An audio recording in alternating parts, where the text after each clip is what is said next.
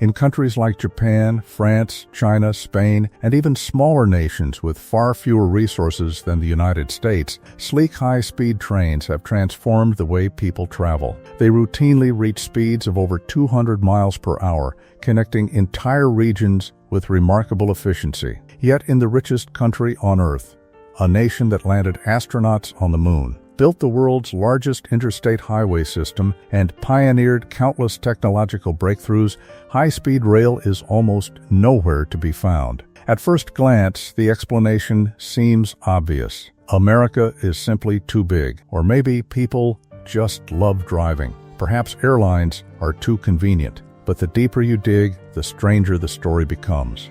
Because the United States didn't just ignore high-speed rail, it came surprisingly close to building it. Multiple presidents promised it. Engineers designed it. Politicians announced it. Billions of dollars were allocated. Entire routes were mapped out. And then, somehow, almost every ambitious project slowed down, shrank, or disappeared altogether. What's even more surprising is that this wasn't because Americans lacked the technology. In fact, decades ago, the United States possessed many of the ingredients needed to build one of the world's greatest rail networks. So what happened? How did the country that once defined modern transportation become one of the few major economic powers where traveling between cities almost always means driving or flying? The answer isn't hidden in a single decision or one failed project. It's a story shaped by powerful industries, political battles, changing cities, government priorities, economic calculations, and a series of choices stretching back more than a century. Along the way, myths became accepted as facts, billions of dollars were spent in unexpected places, and an entire vision for the future quietly slipped away. So in this documentary, we're going to uncover the real reasons America never built a true high-speed rail network. We'll separate popular assumptions from historical reality, revisit the forgotten moments when everything could have turned out differently, and explore whether the United States missed its greatest transportation opportunity or whether the story is far more complicated than most people realize. There was a moment, not that long ago in the scale of history, when the fastest, most reliable, most glamorous way to move across the United States was by train. Not a novelty, not a tourist experience, the actual backbone of how a continent-sized country functioned. To understand how far America fell from that moment, you first have to understand how high it once stood. Let's go back to May of 1869 to a stretch of desert in Utah called Promontory Summit. Two work crews had been racing each other for years, the Central Pacific pushing east from Sacramento, the Union Pacific pushing west from Omaha. The competition wasn't friendly. Each company got paid by the mile, so speed meant money, and both sides pushed their crews. Many of them Chinese and Irish immigrant laborers working in brutal, often deadly conditions to lay track faster than anyone thought possible. At one point, Central Pacific crews laid 10 miles of track in a single day, a record that still gets cited by construction crews today. When the two lines finally met, a ceremonial golden spike was driven into the final tie, and for the first time. Someone could travel from New York to San Francisco in about a week. Before the railroad, that same trip, by wagon or by sea around South America, could take 4 to 6 months. That's not an incremental improvement. That's a different world. Here's the core idea worth sitting with for a moment, because it explains almost everything that follows in this story. Transportation technology doesn't just move people faster. It reshapes where people choose to live, what jobs become possible, and how a country understands its own size. The railroad didn't just connect two coasts. It compressed the felt distance of an entire continent, and that compression is what allowed the American West to be settled, farmed, mined, and built up in the decades that followed. Think of it like this. Imagine a country as a stretched-out rubber sheet. Before the railroad, every mile of distance was a real, expensive, time-consuming mile. The railroad didn't remove the miles, the physical distance stayed exactly the same. But it made those miles cheap and fast to cross. Suddenly, a farmer in Kansas could get wheat to a market in Chicago. A factory in Pittsburgh could ship steel to a customer in Denver. The rubber sheet, in a practical sense, shrank by the early 20th century. This had scaled into something genuinely extraordinary. At its peak, around 1916, the United States had over 250,000 miles of railroad track. To put that in perspective, that's enough track to circle the Earth roughly 10 times. Private companies, the Pennsylvania Railroad, the New York Central, the Santa Fe, dozens of others, competed fiercely for passengers. And that competition produced genuine luxury. Named trains like the 20th Century Limited between New York and Chicago offered fine dining cars, sleeping berths with real linens, and a level of service that rivaled ocean liners. Businessmen conducted meetings on board. Families crossed the country in comfort that, frankly, most air travelers today would envy. This is worth pausing on, because it undercuts a myth that gets repeated constantly in conversations about American rail. The idea that Americans have always preferred cars and planes, that something in the national character rejected train travel. That's simply not true. For the better part of a century, rail was the preferred, dominant, celebrated way to travel long distances in America. The rejection of rail wasn't cultural. It was, as we'll see throughout this script, the result of specific decisions made by specific people for specific reasons. So if rail was so dominant, what actually went wrong?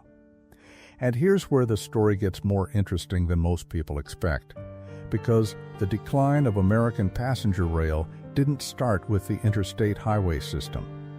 And it didn't start with the jet airplane. Both of those came later.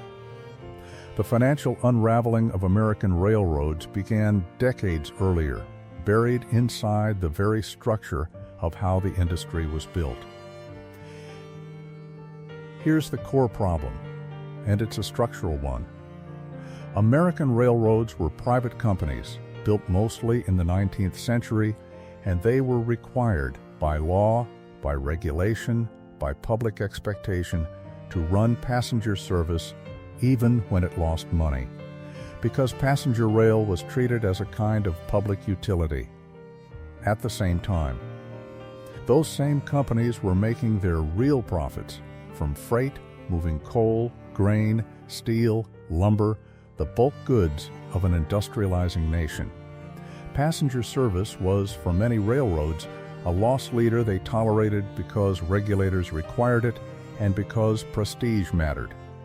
This arrangement worked reasonably well as long as freight profits were strong enough to subsidize passenger losses, and as long as there wasn't serious competition for either business. But starting in the 1920s and accelerating through the 1930s and 40s, that competition arrived from two directions at once. Trucks, using increasingly good roads, began eating into freight revenue, since trucks could deliver directly to a factory or store without the transfer costs of rail. And private automobiles, becoming cheaper and more common thanks to mass production techniques pioneered by Henry Ford, began eating into short and medium-distance passenger travel. By the 1940s, many American railroads were already in financial distress, and this is the detail that surprises people the most. The interstate highway system wasn't signed into law until 1956. Commercial jet travel didn't become widespread until the very end of that decade. Yet rail's financial decline was already well underway before either of those things existed. The post-war boom in car ownership and the enormous federal investment in roads didn't create the railroad industry's problems. They accelerated a collapse that had already begun. There's a useful historical parallel here, one that shows up again and again in the story of technological transition, an aging system, burdened by regulatory obligations and legacy costs, rarely collapses because of one dramatic event. It erodes slowly, propped up just enough to avoid immediate failure, until an external shock finally makes the underlying weakness impossible to ignore. American railroads in the mid-20th century were exactly this kind of aging system. Regulated pricing meant they often couldn't adjust fares to reflect real costs. Union agreements, many negotiated decades earlier under very different economic conditions, locked in labor costs that no longer matched shrinking ridership. And the passenger obligation kept draining resources that companies desperately needed to modernize. By the late 1940s and into the 1950s, once proud-named trains were being quietly discontinued. Dining cars were cut. Maintenance was deferred. Track quality declined, which meant trains ran slower, which made rail even less competitive against the improving alternatives. Which reduced ridership further, which meant less revenue for maintenance. It was a genuine downward spiral, and it was well underway before the federal government made its single biggest transportation decision in American history. That decision is where we're headed next, because it didn't just add a new option to how Americans traveled. It fundamentally reorganized the geography, the economy, and the political incentives of the entire country.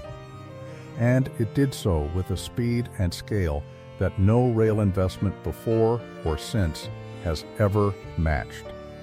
In 1919, a young Army officer named Dwight Eisenhower joined something called the Transcontinental Motor Convoy, a military experiment to see how quickly troops and equipment could move across the country by road. The answer at the time was not quickly at all. It took the convoy 62 days to travel from Washington, D.C. to San Francisco. Trucks got stuck in mud. Bridges collapsed under their weight. Roads simply disappeared into dirt tracks in long stretches of the country. Eisenhower never forgot it. Nearly 3 decades later, as a general at the end of the Second World War, he saw something that reframed the entire problem.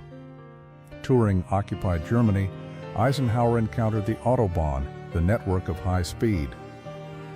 Limited access highways that Nazi Germany had built in the 1930s, partly for civilian use, partly with clear military logic, the ability to move troops, tanks, and supplies rapidly across the country without relying on rail lines that could be bombed or sabotaged. Eisenhower was, by multiple accounts, genuinely impressed by the engineering. He filed the memory away. By the time Eisenhower became president in 1953, those two experiences, the disastrous 1919 convoy and the impressive German Autobahn, had fused into a conviction. America needed a national highway system, and it needed to be justified, funded, and built on a scale that nothing in American peacetime history had ever attempted. Here's the core idea worth understanding clearly, because it shapes everything that follows in this story. When a government wants to build something enormous, the single most important factor isn't usually the engineering. It's the funding mechanism.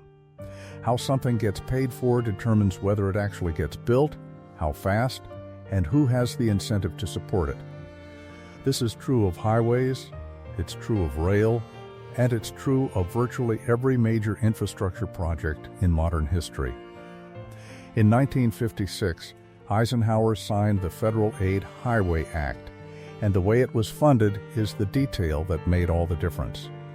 The federal government agreed to pay 90% of the cost of building the interstate system, with states covering the remaining 10%.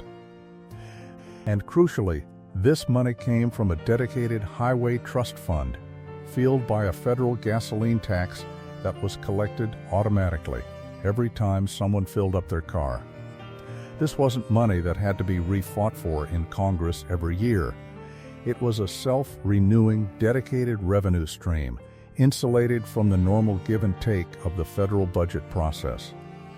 Think about what this meant for a state governor In, say, 1958, building a new highway through your state cost you, as a state, roughly 10 cents on the dollar. The federal government covered the rest. From a purely political and financial standpoint, this was close to a free lunch. Refusing federal highway money would have meant leaving nearly free infrastructure on the table while neighboring states took it. Every governor in the country had an overwhelming incentive to say yes, and to say yes as fast as possible. Compare that, for a moment, to how rail investment has typically worked in America, both before and since. Passenger rail has never had anything close to a dedicated, self-renewing trust fund at this scale. It has had to compete year after year against every other federal priority in a budget process where transportation committees, competing regional interests, and shifting political majorities can gut funding at any point. One system was built on autopilot. The other has always had to ask permission, again and again, indefinitely. This difference in funding architecture is arguably the single most important structural reason America built one form of transportation infrastructure at staggering scale and never built the other. It's not that Americans loved cars more than trains in some deep cultural sense.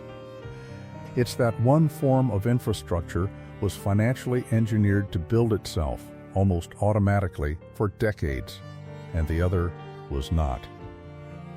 The scale of what followed is genuinely hard to overstate. The interstate system ultimately grew to over 46,000 miles of highway, built over roughly 35 years, though the vast majority of the mileage was completed within the first 2 decades. It's frequently described as the largest public works project in human history up to that point, and depending on how you measure it. It may still hold that title. It reshaped nearly every American city, because highways didn't just connect cities to each other, they cut directly through them, often demolishing existing neighborhoods, frequently ones inhabited by Black and working-class communities who had little political power to resist the routing decisions. Here's a real-world example worth sitting with. In city after city, Detroit, Miami, Birmingham, Syracuse, interstate highways were routed directly through thriving Black neighborhoods, sometimes explicitly as a tool of urban renewal policy that displaced residents and physically divided communities that had existed for generations. This wasn't an accidental side effect of highway planning. In many documented cases, it was a stated goal.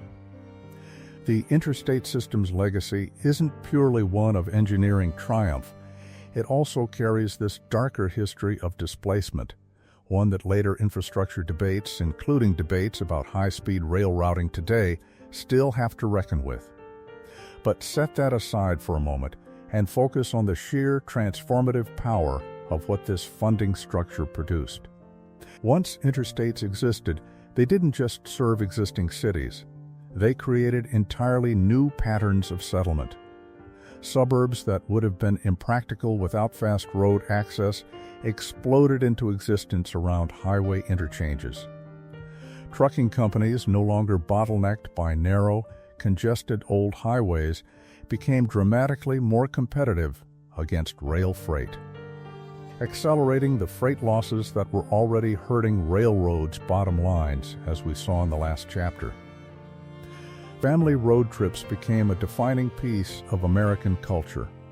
Entire industries, motels, drive-in restaurants, gas station chains, roadside attractions grew up specifically to serve interstate travelers. And here's the analogy that captures what happened next. Imagine you're a city planner in 1965 and you're deciding where to route the newest hospital or the newest shopping center or the newest housing development. The interstate highway didn't just give people a new way to get somewhere, it became the assumed default around which every other decision was made. Rail wasn't rejected in a single dramatic vote. It was gradually written out of the default assumptions that shaped how American cities and states planned literally everything else: zoning, housing density, commercial development, even where schools got built. This is why the interstate highway system matters so much to the story of why high-speed rail never happened. It's not simply that highways competed with rail for passengers, though they did. It's that the interstate system fundamentally reorganized the physical geography and political economy of the entire country around automobile travel, at a speed and scale that locked in decades of momentum. By the time serious conversations about high-speed rail began in America, decades later, they weren't proposing to add a new option to a blank slate. They were proposing to compete against a fully built, federally subsidized, deeply embedded alternative that had already reshaped how and where nearly every American lived. Eisenhower, notably, didn't originally intend for the interstate system to replace intercity passenger travel between major metro cores. His military logic was mostly about troop movement and connecting cities, not about serving dense, short-haul corridors of exactly the kind where high-speed rail excels elsewhere in the world. But intentions matter less than outcomes in this story.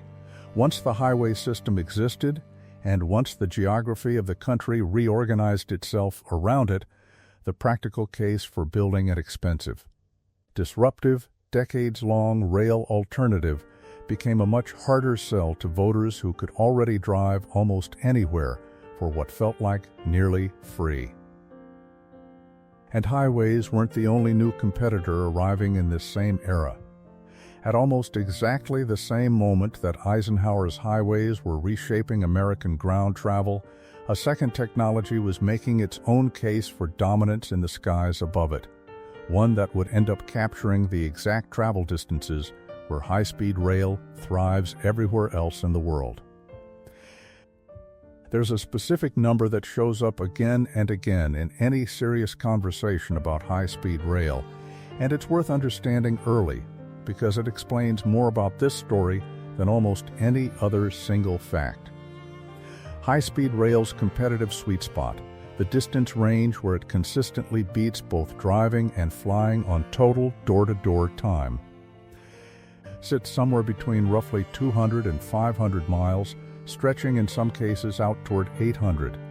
Short enough that driving feels slow, long enough that the hassle of an airport, security lines, boarding, taxiing, baggage claim eats up any speed advantage the plane actually has in the air. Paris to Lyon, Tokyo to Osaka, Madrid to Barcelona. These are exactly the distances where bullet trains dominate. And here's the uncomfortable truth for the American rail story. That exact same distance range, 300 to 800 miles, describes an enormous number of America's busiest travel corridors. New York to Boston, Los Angeles to San Francisco, Chicago to Detroit, Dallas to Houston. These are precisely the trips where, in nearly every other developed country, you'd expect to find a bullet train. In America, you find a shuttle flight. To understand why, we need to go back to 1978 and a piece of legislation that gets far less popular attention than the Interstate Highway Act, but arguably mattered just as much to this story, the Airline Deregulation Act. Before 1978, American commercial aviation operated under a system that, in hindsight, looks almost unrecognizable. A federal agency called the Civil Aeronautics Board controlled which airlines could fly which routes, and it set the prices those airlines were allowed to charge. This wasn't a free market. It was closer to a regulated utility, similar in spirit, honestly, to how railroads had been regulated decades earlier. Fares were kept artificially high in many cases, and airlines competed on service quality, meals, legroom, attentiveness, rather than price, because price wasn't really theirs to compete on. President Jimmy Carter, working with economists and reformers who believed competition would serve consumers better than regulation, signed deregulation into law in 1978. The Civil Aeronautics Board was phased out entirely by the mid-1980s, Airlines could now set their own fares and choose their own routes based on what was actually profitable, rather than what a federal board decided was fair. The immediate effect was dramatic, and it's worth pausing on the mechanism here, because it mirrors something we saw with highway funding in the last chapter. A change in the underlying economic rules reshaped an entire industry's behavior almost overnight. Airlines rushed to develop what's called the hub-and-spoke system, concentrating flights through major central airports like Atlanta, Chicago, and Dallas, then feeding passengers out to smaller destinations from there. This made short and medium-haul routes, exactly the 300 to 800-mile range we mentioned earlier, enormously profitable, because airlines could fill planes efficiently by funneling passengers from many smaller markets through one large hub. Ticket prices, adjusted for inflation, fell substantially over the following decades. Flying, once a genuinely glamorous and expensive experience reserved mostly for business travelers and the wealthy, became something close to a mass-market commodity. By the 1990s and 2000s, a middle-class family could afford to fly across the country in a way that would have seemed extraordinary to their grandparents. Here's the analogy that helps this click into place. Imagine two competitors are racing toward exactly the same finish line, capturing the medium-distance travel market, but one competitor gets a massive head start on cheap, flexible infrastructure funding, in this case highways, and the other gets a massive deregulation-driven price collapse that makes its product suddenly affordable to the masses. Rail, meanwhile, is standing at the starting line with none of these advantages, hobbled by the financial decline we traced back in Chapter 1, and burdened with an aging, underfunded federal operator that we'll get to in the next chapter. It's not that rail lost a fair competition. It's that rail was never really in the same race on the same terms as its two rivals. There's a real-world example that captures just how thoroughly aviation captured these medium-distance markets, the shuttle flight. Starting in the 1960s and expanding heavily after deregulation, airlines began offering shuttle services on routes like New York to Boston, New York to Washington, and Los Angeles to San Francisco. Frequent, no reservation needed flights. Sometimes departing every half hour during peak periods, specifically targeting business travelers who needed to move quickly between major cities. These shuttle routes became some of the most profitable in American aviation, precisely because they served exactly the distance range where high-speed rail would otherwise dominate. It's worth being fair to aviation here, because this isn't a story of an inferior technology winning through unfair advantage alone. Jet aircraft are genuinely remarkable engineering, and for very long distances, say New York to Los Angeles, or anything crossing an ocean, nothing rail-based can realistically compete. No high-speed rail advocate anywhere in the world argues that trains should replace transcontinental or intercontinental flights. The argument has always been narrower and more specific. For the medium-distance corridors, rail offers a genuinely superior door-to-door experience once you account for airport friction, and multiple countries have built systems around exactly that insight. But in America, aviation didn't just compete in that medium-distance space. It essentially claimed it by default, because rail wasn't in any financial position to contest it. Consider the timeline again. Rail's financial decline was already well underway by the 1940s, as we discussed. The interstate highway system reorganized the country's geography starting in 1956. Airline deregulation supercharged cheap medium-distance flying starting in 1978. By the time serious high-speed rail proposals started gaining any real political traction in America, really not until the late 1990s and 2000s, both cars and planes had already spent decades entrenching themselves as the assumed defaults for exactly the trip lengths rail would need to compete on. There's a historical irony worth mentioning here, because it circles back nicely to something from Chapter 1. Remember the named luxury trains of the early 20th century, the dining cars, the sleeping berths, the genuine glamour of long-distance rail travel? In a real sense, commercial aviation inherited that same cultural role. The jet set of the 1960s, the glamorous stewardesses, the dress-up to fly, culture of early commercial aviation, all of that occupied almost exactly the cultural space that luxury rail travel had occupied a generation earlier. It wasn't that Americans stopped wanting a fast, comfortable, prestigious way to travel. The prestige and the market simply migrated to a new technology, one that had been engineered through deregulation to serve it more cheaply and more flexibly than rail could at the time. By the 1970s, then, the American transportation landscape had been almost completely reorganized. Cars owned short-distance and local travel, heavily subsidized by an interstate system that made driving nearly free at the point of use. Airlines, freshly deregulated, owned medium and long-distance travel, competing aggressively on price and frequency. And passenger rail, the technology that had built the country in the first place, was left holding what remained: a shrinking, aging, financially desperate patchwork of private companies that could no longer sustain themselves. Something had to be done about that collapsing rail network, and in 1971, the federal government finally stepped in. But as we're about to see, the way it stepped in tells you almost everything you need to know about how seriously high-speed rail was actually being considered as a national priority. Because Amtrak wasn't born from a bold vision of a faster future. It was born from a bailout.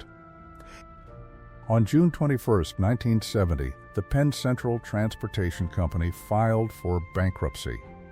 At the time, it was the largest corporate bankruptcy in American history, and it's a name worth sitting with for a moment, because Penn Central wasn't some minor regional operator. It was the product of a 1968 merger between the Pennsylvania Railroad and the New York Central, two of the most storied, most powerful railroad companies in American history. The very companies that had run those luxury name trains we talked about back in Chapter 1. If these two giants, combined into a single company, couldn't survive, it told everyone paying attention that the entire private passenger rail model in America was finished. This is the moment Amtrak actually comes from. Not from a national conversation about the future of transportation, not from admiration of what Japan had just built with its bullet train, which had launched 6 years earlier in 1964, and which we'll spend real time on in a later chapter. Amtrak comes from a corporate collapse so severe that Congress had to do something immediately, or watch intercity passenger rail vanish from the United States entirely within a few years. Here's the core mechanism worth understanding clearly, because it explains almost everything strange and constrained about how Amtrak has operated ever since. In 1970, Congress passed the Rail Passenger Service Act, creating what was officially named the National Railroad Passenger Corporation, but which almost immediately became known by its marketing name. Amtrak. The deal offered to private railroads was straightforward: hand over your money losing passenger operations to this new quasi-public corporation, and in exchange, you're released from the legal obligation to run passenger trains at all.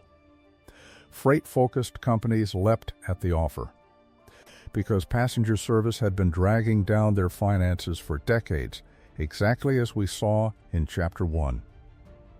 So on May 1, 1971, Amtrak began operating, absorbing passenger routes from 20 different private railroads. But here's the detail that matters most, the one that shaped everything that followed for the next 50 years. Amtrak received the passenger trains, but it didn't receive the tracks. Think about what that actually means.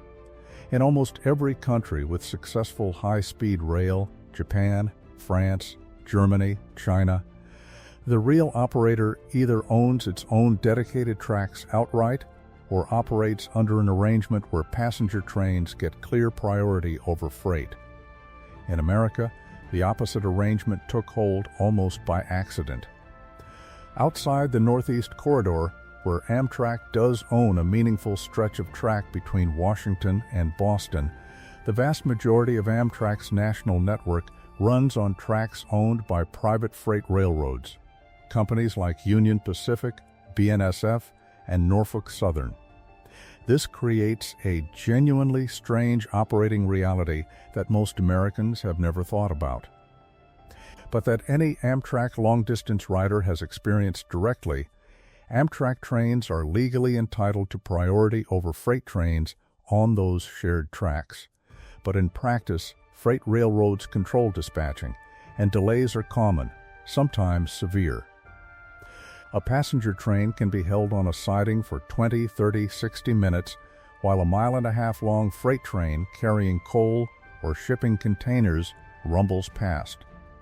This is a big part of why Amtrak's long-distance trains have a reputation for chronic lateness that has nothing to do with the trains themselves and everything to do with who actually controls the infrastructure underneath them.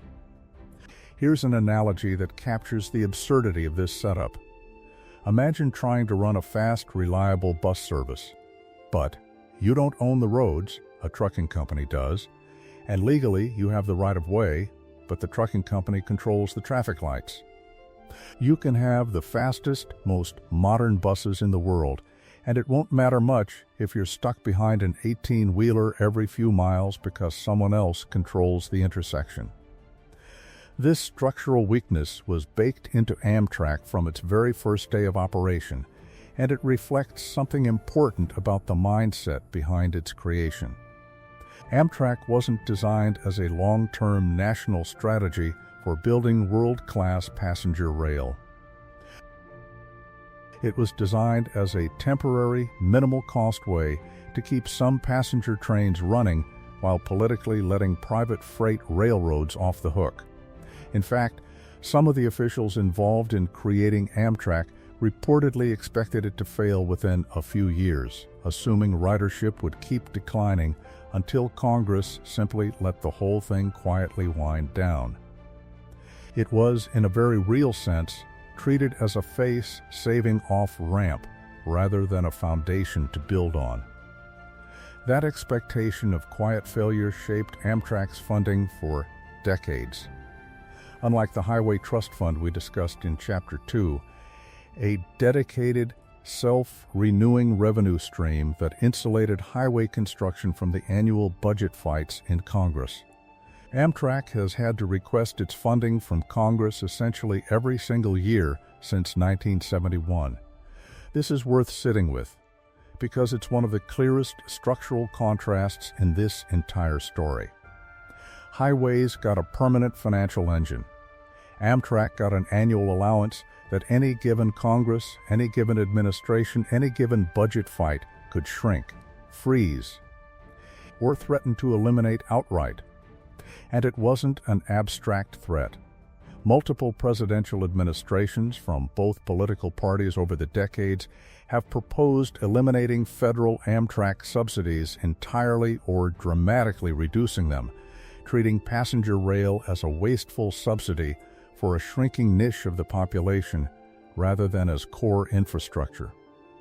Every time this happened, Amtrak had to fight, publicly and politically, just to survive at its existing scale, let alone expand towards something resembling the high-speed systems being built abroad. Compare that to a highway department in, say, Ohio, quietly receiving its 90% federal match year after year, decade after decade, with no comparable existential threat hanging over its basic operations. There's a real-world example that shows just how underpowered this funding structure left Amtrak, even in its supposed flagship achievement. The Northeast Corridor, running from Washington through Baltimore, Philadelphia, New York, and up to Boston, is the one stretch of the network Amtrak actually owns outright. and it hosts the Acela, often described in American media as the country's closest thing to high-speed rail. But the Acela's top speed, around 150 miles per hour, is only reached on small stretches of track, and its average speed across the full route is much closer to 70 miles per hour, dragged down by aging infrastructure. Tight curves inherited from a rail corridor built more than a century ago, and sections shared with slower commuter and freight traffic. By comparison, Japan's Shinkansen and France's TGV routinely average well over 150 miles per hour across their entire journeys, not just brief top-speed bursts. The Acela isn't really high-speed rail by international standards. It's a moderately fast train operating on infrastructure that was never designed and never adequately funded to be rebuilt for true high speed. This is the quiet tragedy at the center of Amtrak's story. It wasn't that America tried to build high-speed rail through Amtrak and failed due to bad engineering or poor planning. It's that Amtrak was never actually funded, structured, or politically empowered to attempt that goal in the first place. It was created to solve an immediate financial crisis among private railroads, with just enough resources to keep some trains running and avoid a total collapse of intercity rail service, and that minimal defensive mission has shaped its identity and its budget ever since. So when critics point to Amtrak's limitations as evidence that America simply can't build good passenger rail, it's worth asking a sharper question. Was Amtrak ever actually given a real chance to try? A corporation born from bankruptcy, denied ownership of most of its own tracks, and forced to re-justify its existence to Congress annually for 50 years. Was never operating under conditions remotely comparable to the national rail companies of Japan or France. Which raises an obvious question this script needs to answer honestly, because it's the one skeptics raise most often, even if the funding and structure were different. Does America actually have the population density and travel demand to make high-speed rail work the way it does in those other countries? That's exactly what we need to examine next. If you've ever brought up high-speed rail in casual conversation, you've probably heard some version of this response: America's just too big for that. It works in Japan and France because those are small countries. We're not. It's one of the most repeated explanations for why America never built high-speed rail, and on the surface, it sounds reasonable. The United States is enormous, nearly 2,500 miles from coast to coast. France could fit inside Texas with room to spare. Of course, a country this size can't be crisscrossed by bullet trains the way a small, dense nation can. Here's the problem with that explanation. It's simply not true. And the reason it's not true reveals something important about how this whole debate has been framed for decades. No one, anywhere, in any serious high-speed rail proposal has ever suggested building a single train line from New York to Los Angeles. That's not how high-speed rail works anywhere in the world, including in the countries usually held up as the successful examples. High-speed rail isn't designed to replace transcontinental travel. It's designed to dominate specific, dense, medium-distance corridors, exactly the 200 to 800-mile range we discussed back in Chapter 3. And when you look at America corridor by corridor, rather than treating the whole country as one undifferentiated blob, the geography argument falls apart almost immediately. Let's start with the numbers, because this is a place where actual data matters more than intuition. Take the Northeast Corridor, Boston, New York, Philadelphia, Baltimore, Washington. This single stretch of the country is home to roughly 50 million people, packed into a corridor that runs about 450 miles end to end. That's a population density, averaged across the whole corridor, that's genuinely comparable to major European rail markets. New York City alone has a population density north of 26,000 people per square mile. Compare that to Paris, one of the anchor cities of the French TGV network. At around 52,000 people per square mile within the city proper, denser, yes, but not in a different universe. And when you zoom out to the broader metropolitan regions that these trains actually connect, the American Northeast Corridor holds up remarkably well against the corridors that made the TGV a success. Now consider California. The Los Angeles to San Francisco corridor, which passes through the Central Valley cities of Fresno and Bakersfield along the way, connects two of the most populous metropolitan areas in the entire country, separated by a distance of roughly 380 miles, almost exactly the distance from Tokyo to Osaka, the flagship route of Japan's original Shinkansen line. Opened all the way back in 1964. If population and distance were really the limiting factors, this corridor should have been one of the easiest cases for high-speed rail success in the world, not one of its most infamous struggles, which we'll examine closely in Chapter 11. And then there's a corridor that gets far less attention in these conversations, but deserves serious consideration: the Texas Triangle, connecting Dallas-Fort Worth, Houston, San Antonio, and Austin. Together, these four metro areas hold more than 20 million people, and they're some of the fastest-growing urban regions in the entire country. Dallas to Houston, the specific route that a private company actually has been trying to build for over a decade, and which we'll dig into in Chapter 12, is about 240 miles, arguably the single best possible distance for high-speed rail anywhere in America, short enough that even at moderate high-speed rail speeds, you'd beat driving by hours and beat flying door-to-door once you account for airport time.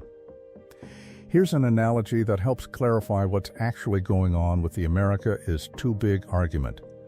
Imagine someone said, refrigerators don't make sense for America because American houses are too big to fit inside a refrigerator. You'd immediately recognize the flaw. Nobody is trying to put a house inside a refrigerator. A refrigerator solves a specific problem, keeping food cold at a specific scale. It doesn't need to solve every possible cooling problem for a structure the size of a house. High-speed rail works the same way. It's not being proposed as a solution for coast-to-coast travel. It's a tool designed for a specific job, dense, medium-distance corridors, and judging it by whether it can also handle 3,000-mile trips is judging it against a standard nobody in the world actually applies to it, including in the countries that built it successfully. It's worth being precise about the comparison countries here too, because the small country framing does some quiet, misleading work of its own. Japan isn't actually small in a way that makes this comparison unfair. Japan's population is heavily concentrated along a narrow, mountainous coastal strip, meaning the effective density along its rail corridors is enormous, but Japan's total land area is roughly the size of California, and its overall population, at around 125 million people, isn't dramatically different in scale from just the combined population of America's biggest coastal states. France is a similarly instructive case. Its national rail operator didn't wait for uniform density across the entire country before building the TGV. It targeted the corridor between Paris and Lyon first, precisely because that was the route with the strongest existing travel demand, and built outward from that initial success over subsequent decades. Neither Japan nor France solved a small country problem. They solved a which specific corridor deserves this investment first problem, and then expanded strategically from there. That last point deserves real emphasis because it's the piece the geography myth conveniently ignores. Neither Japan nor France built their entire national high-speed network in one shot. The original Tokyo to Osaka Shinkansen line, opened in 1964, was a single route, connecting exactly the kind of dense, medium-distance corridor we've been describing. It took decades of subsequent expansion, corridor by corridor, to grow into the sprawling network Japan has today. France did the same thing with the original Paris-Lyon TGV line in 1981, then expanded outward over the following decades to Marseille, Lille, Strasbourg, and beyond. Nobody built a nationwide system on day one. They built one successful corridor, proved the model, and expanded from there, using the revenue and political credibility from an early success to justify the next investment. This is precisely the strategic patience that American proposals have historically lacked, and it's worth returning to that idea again, because it's going to matter a great deal in later chapters. Particularly when we look at California's project, America hasn't lacked corridors dense enough to support high-speed rail. It has, at various points, lacked the sustained, decades-long commitment to building even one of those corridors properly before political will, funding, or public patience ran out. So if the geography argument doesn't hold up under real scrutiny, and the Northeast Corridor, California, and the Texas Triangle all demonstrate that America has multiple regions genuinely comparable in density and distance to successful rail markets abroad, then we're left with a more uncomfortable but more honest question. If it's not the land, and we've already seen it's not the technology, then what actually is different about how America makes these decisions compared to a country like Japan? To answer that properly, we need to go look closely at how Japan actually pulled off its bullet train in the first place, because the story of the Shinkansen isn't really an engineering story at all. It's a story about national will, forged out of one of the most difficult periods in that country's modern history. On October 1st, 1964, a train left Tokyo Station bound for Shin, Osaka, and when it arrived a few hours later, it had done something no passenger train in history had ever done. It had carried people at sustained speeds, over 125 miles per hour, over long distances, in regular commercial service. The Japanese called it the Shinkansen, meaning new trunk line. The rest of the world would come to know it by a simpler name, the bullet train. The timing of that launch wasn't an accident. It was deliberately scheduled just 9 days before the opening ceremony of the 1964 Tokyo Summer Olympics, and understanding why that timing mattered so much requires understanding something about Japan in the 2 decades before that train ever moved. In 1945, Japan lay in ruins. Its major cities had been firebombed. Its industrial base was shattered. 2 of its cities had been struck by atomic weapons. The country had surrendered unconditionally, was occupied by foreign troops, and by most economic measures sat among the poorest nations on earth. If you had told someone in 1945 that within 20 years this same country would unveil the most advanced passenger rail technology the world had ever seen, they would have found it almost impossible to believe. But that's exactly what happened, and the mechanism behind it is worth understanding closely, because it's fundamentally different from anything we've discussed in the American story so far.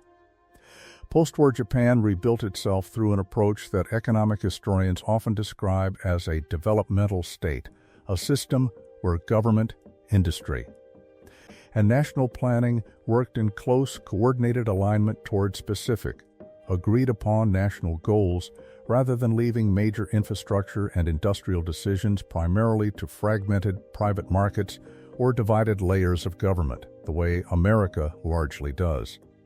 Here's the core idea worth sitting with, because it's going to come up again when we look at Germany and France in the next chapter.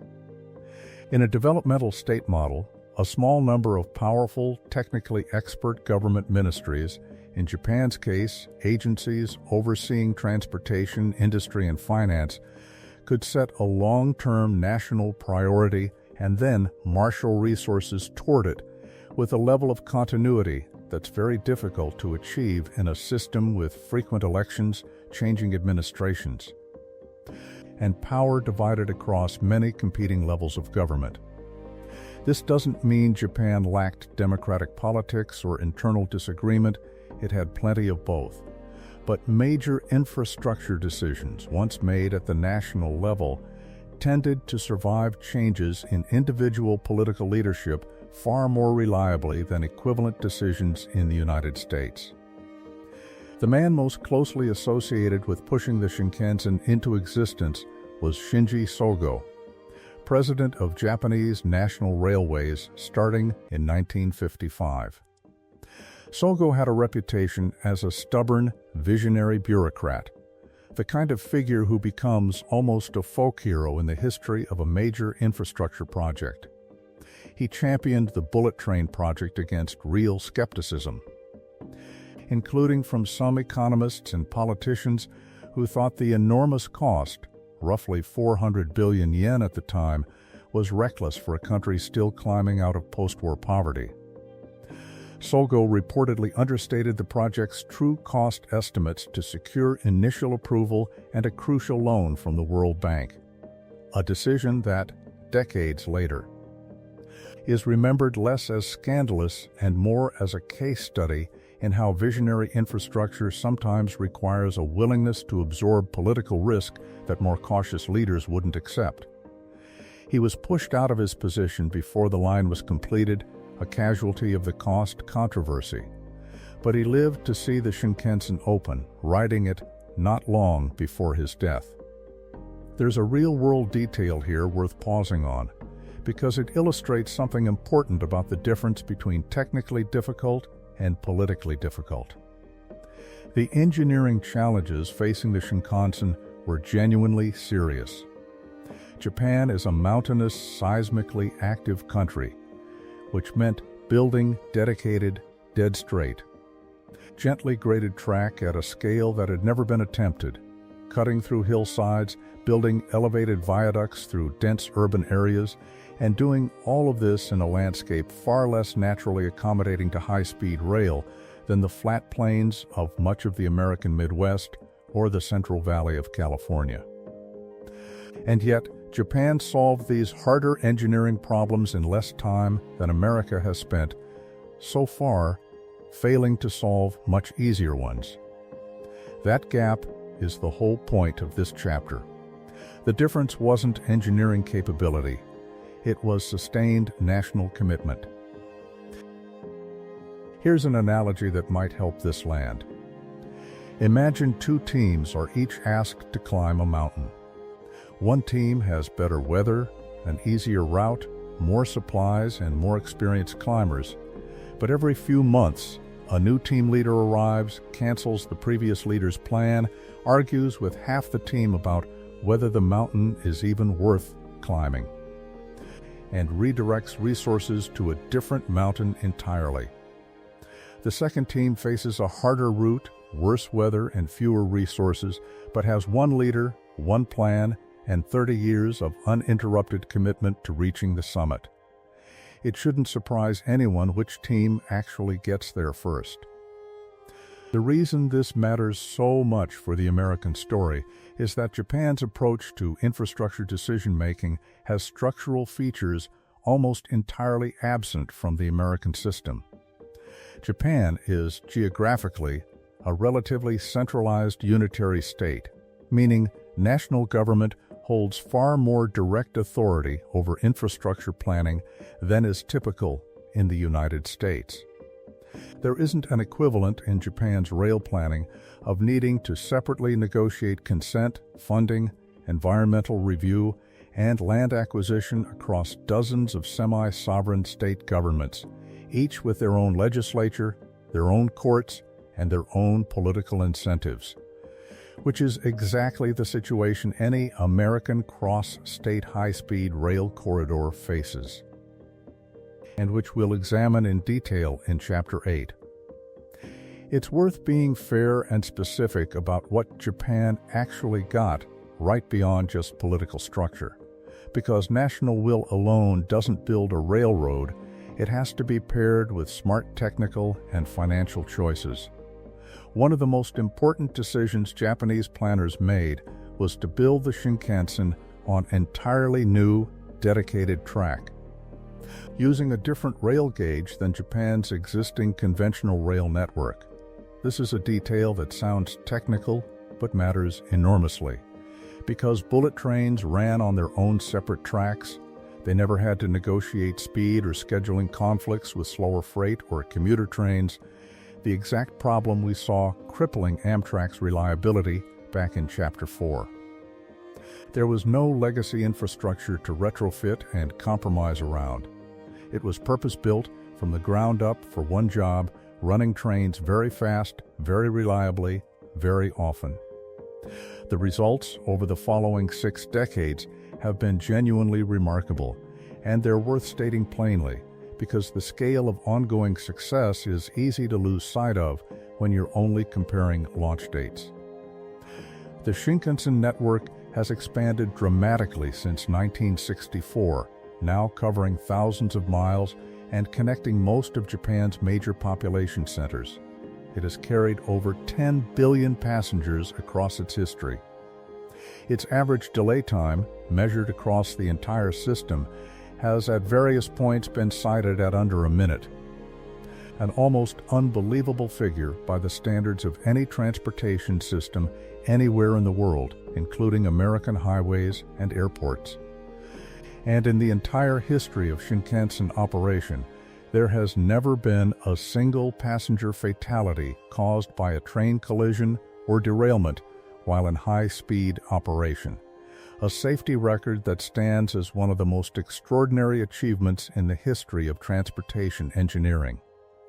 This is why the Shinkansen deserves to be understood not simply as a fast train, but as a sustained, multi-generational national commitment, one that began with a single visionary bureaucrat pushing through political resistance in a still recovering post-war economy and continued, largely uninterrupted, across dozens of subsequent Japanese governments over 60 years. That continuity is the ingredient most conspicuously missing from the American story so far.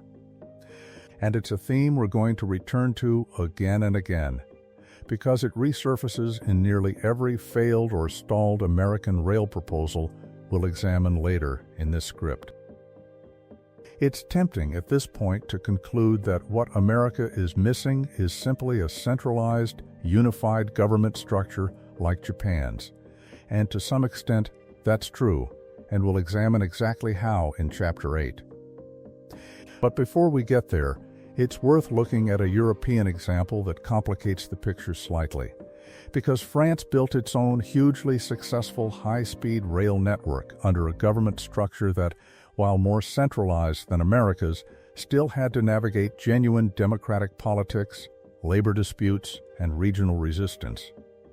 France's story shows that national will doesn't require an unusually unified post-war national mindset the way Japan's did. It just requires a state willing to use tools that American governments, for reasons we'll unpack next, have generally been reluctant to use. If Japan's story is about a nation rebuilding itself from ruin around a single, almost mythic infrastructure achievement, France's story is quieter, more bureaucratic, and in some ways more useful for understanding what America could actually learn from it. Because France wasn't rebuilding from total devastation in the 1970s. It was a stable, mature democracy with its own messy politics, its own budget fights, its own regional rivalries. And it still built a wildly successful high-speed rail network. That fact alone should make us suspicious of any explanation for America's failure that leans too heavily on Japan only did it because of unique post-war circumstances.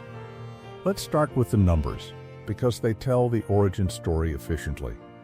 By the late 1960s and early 1970s, the Paris to Line rail corridor, connecting France's capital to its second largest metropolitan area, roughly 250 miles apart, was becoming badly congested. Existing rail lines were near capacity, air travel between the two cities was growing. And the French National Railway, known as the SNCF, faced a choice that will sound familiar from earlier in this script: build new capacity or watch the corridor gradually lose ground to cars and planes, the way America's rail network had for decades. France chose to build. But the way it built reveals something important about a different philosophy of infrastructure than the one that dominates in America. The TGV, Train Grande Vitesse, meaning high-speed train, began commercial service on the Paris-Lyon line in September of 1981. Like Japan's Shinkansen, it ran primarily on dedicated new track, avoiding the scheduling conflicts and speed compromises that come from sharing rails with slower freight and commuter trains. And also like Japan, this wasn't a project undertaken with any illusion that it needed to immediately span the entire country. It targeted one high-demand corridor first, proved the concept, generated ridership and revenue data, and then used that success to build political and financial support for further expansion. To Marseille in the south, to Lille and the Channel Tunnel connection in the north, to Strasbourg near the German border, and eventually into a network covering most of the country. Here's the core structural idea worth understanding, because it's the thread connecting France, Germany, and virtually every successful high-speed rail program in the world. European states of this era generally treated railway construction less like a private commercial venture that had to prove profitability project by project, and more like a public utility, comparable in the American context to how we generally think about water systems or the electrical grid. The SNCF was, and remains, a state-owned company. Its major infrastructure investments were backed directly by the French national government, which meant it could raise capital, plan multi-decade projects, and commit to long construction timelines without needing to answer to shareholders demanding near-term returns, and largely without needing to negotiate separately with dozens of subnational governments each holding effective veto power over different segments of track. That last point deserves real emphasis because it connects directly to something we're going to explore in depth in the next chapter. France is what's called a unitary state, meaning political power is concentrated primarily at the national level, with regional governments holding meaningfully less independent authority than American state governments do. When the French national government decided the Paris-Lyon corridor needed a dedicated high-speed rail line, it didn't need to separately negotiate approval, funding commitments, and environmental review processes with the equivalent of a dozen semi-sovereign American states, each represented by its own legislature, governor, and court system, any one of which might block or delay the project for reasons entirely disconnected from the project's national merit.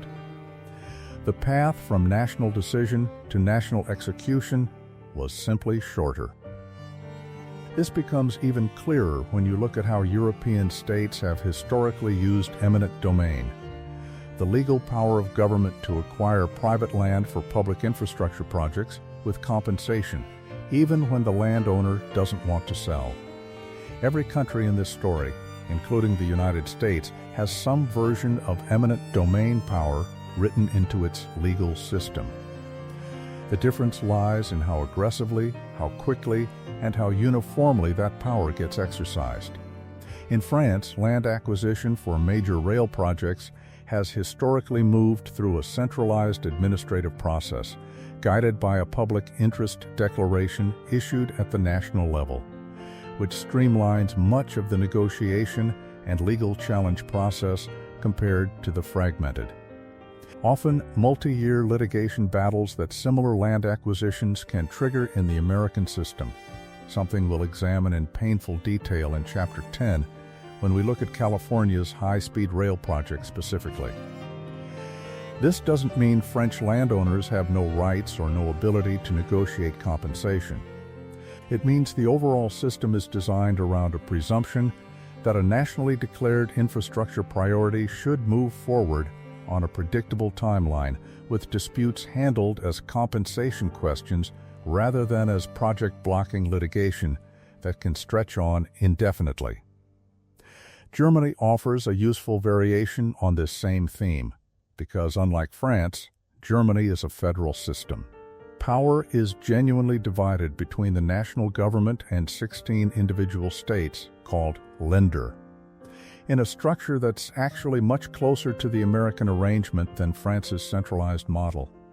And yet Germany still built an extensive high-speed rail network, the Intercity Express, or ICE, with the first line opening in 1991, connecting cities like Hamburg, Hanover, Frankfurt, and Munich.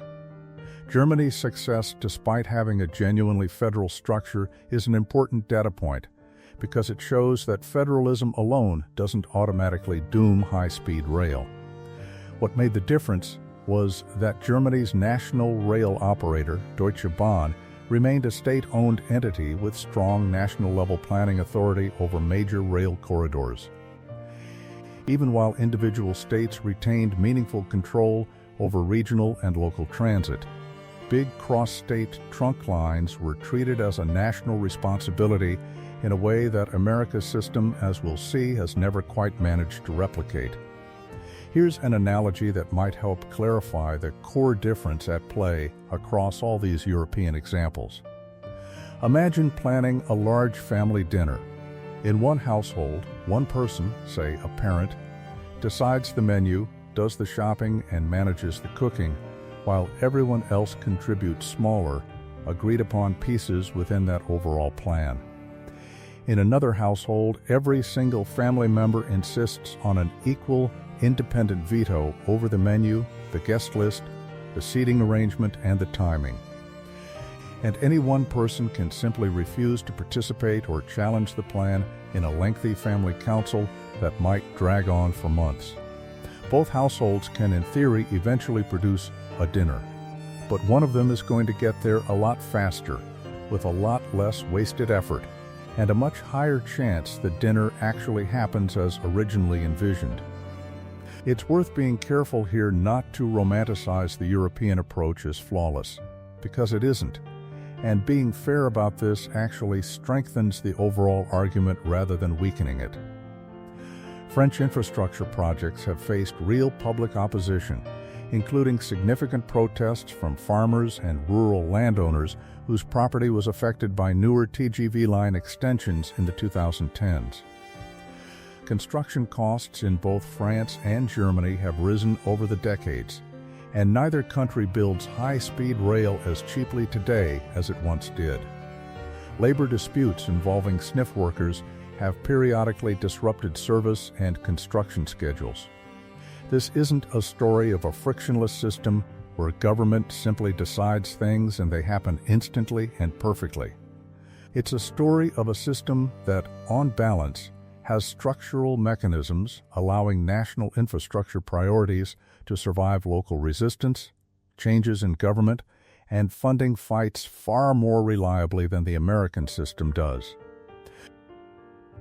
And that's really the through line connecting Japan, France, and Germany, despite their real differences in history, government structure, and culture. In each case, a national government treated a specific, well-chosen rail corridor as a genuine long-term public priority, backed it with centralized planning authority and public financing rather than requiring it to prove itself as a standalone commercial venture, and built the legal and administrative tools needed to move land acquisition and construction forward on a predictable multi-year timeline rather than an open-ended one. America, as we're about to examine closely, has almost none of these structural advantages built into its system by default. Not because American planners are less capable, and not because American engineers understand the technology less well, we've already established that isn't true.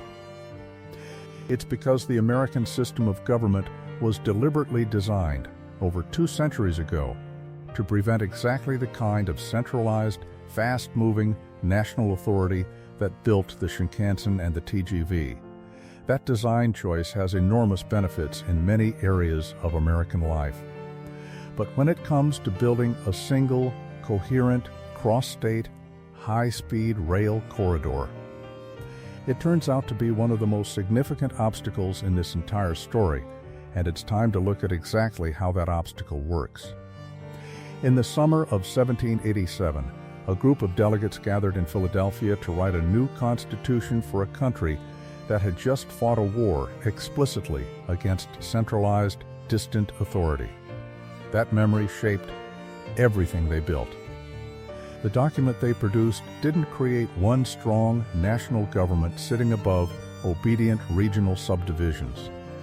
It created a genuinely unusual system, still studied by political scientists worldwide, in which power is deliberately split, layered, and set against itself. Federal government, state government, and local government, each holding real independent authority, each capable of checking the others. This is the founding tension that runs underneath the entire American rail story, and it's worth stating plainly, because it reframes the whole question we've been asking. It's not that America couldn't build high-speed rail. It's that America built a system of government specifically designed to make any single actor's grand plan hard to execute quickly. And high-speed rail, as a category of infrastructure, happens to need exactly the kind of fast, unified, long-term execution that this system was built to resist. Let's make this concrete, because the abstract idea of federalism only really lands once you trace what it actually means for a specific rail corridor. Imagine, for a moment, a proposed high-speed line connecting Chicago to Minneapolis. Roughly 400 miles apart, a distance well within the sweet spot we discussed back in Chapter 3.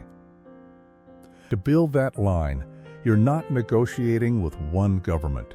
You're negotiating at minimum with the federal government, the state of Illinois, and the state of Minnesota, each of which has its own legislature, its own governor, its own budget process, and its own political incentives that may have nothing to do with the merits of the rail line itself. And that's the simple version. In practice, you're also dealing with county governments, city governments along the route, regional planning authorities, and potentially dozens of individual municipalities whose zoning and permitting decisions can each, in their own way, slow or reshape the project. Here's the core idea worth sitting with, because it explains the mechanism precisely. In a system like this, a rail project doesn't need unanimous opposition to stall. It just needs one persistently unwilling participant somewhere along the chain, holding a legitimate legal or political veto point, and the whole timeline can stretch by years. Compare that to France's Paris-Lyon line, where a single national public interest declaration could set land acquisition and construction in motion across the entire corridor. In America, the equivalent of that authority simply doesn't concentrate in one place. It's distributed, by design, across dozens of independent actors. There's a useful analogy here, and it borrows from a classic problem in economics and political science called the tragedy of the commons, though what we're describing is really closer to its inverse, sometimes called an anti-commons problem. In a tragedy of the commons, too many people share access to a resource with no one owning exclusive rights, and it gets overused and degraded. In an anti-commons problem, the opposite happens. Too many separate parties each hold a small veto right over a single resource or project, and instead of overuse, you get underuse or paralysis, because getting every veto holder to agree simultaneously becomes disproportionately difficult as the number of veto points increases. A high-speed rail corridor crossing several states, several dozen counties, and hundreds of individual parcels of private land is, almost by definition, riddled with exactly this kind of veto point problem. This isn't a purely theoretical concern. It's shown up directly and repeatedly in actual American rail history. Consider the fate of a proposed high-speed line connecting the Midwest, an idea that's been studied, proposed, and partially funded multiple times over the past several decades without ever coming close to full construction. Part of the challenge has always been coordinating buy in across states like Illinois, Wisconsin, Minnesota, and Michigan, each of which has its own budget priorities, its own competing infrastructure needs, and its own political leadership that can shift dramatically every 2 or 4 years through elections that have nothing to do with rail policy specifically. A governor who champions a rail project can be replaced by a successor from a different party with entirely different priorities. And unlike a French or Japanese national commitment that tends to survive changes in individual leadership, an American multi-state rail project can genuinely lose critical political support with a single state election. That last point deserves its own moment of focus, because it's one of the sharpest contrasts with the Japan and France stories from the last 2 chapters. National infrastructure commitments in unitary or more centralized federal states tend to have institutional staying power that survives changes in individual political leadership, because the authority and planning function sits within permanent civil service institutions and centralized state-owned companies rather than depending on the personal enthusiasm of whoever currently holds a particular elected office. In America, by contrast, ambitious multi-state infrastructure projects are frequently tied closely to the political fortunes of specific governors, specific senators, or specific presidential administrations.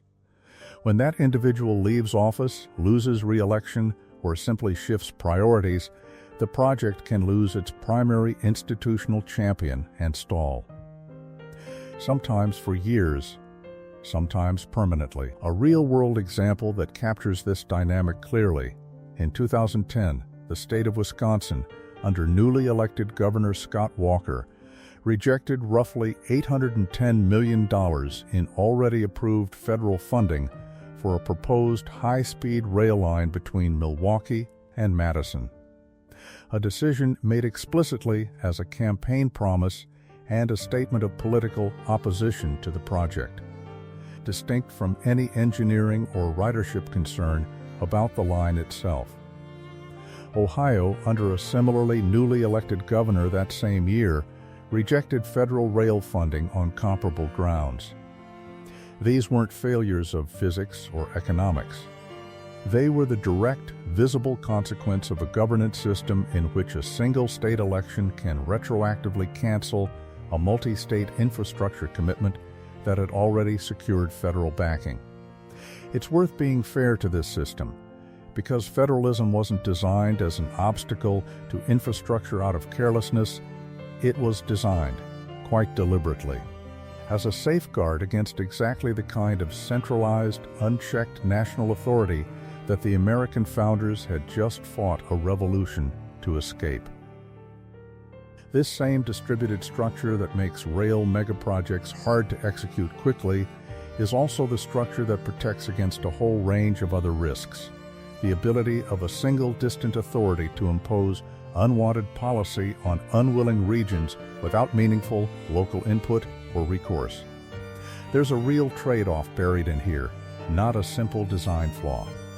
The very feature that makes it hard for Washington to force a rail line through a reluctant state is closely related to the feature that lets states experiment independently, resist federal overreach, and reflect genuinely different regional preferences and priorities. It's not that American federalism is bad, in some general moral sense. It's that this particular structure interacts especially badly with this particular kind of infrastructure project, which by its very nature needs to run in a straight line across boundaries that federalism was specifically designed to protect and respect. There's also a financial dimension to this that connects directly back to Chapter 2 and Chapter 4. Remember the fundamental funding distinction we drew earlier. Highways got a dedicated, self-renewing trust fund.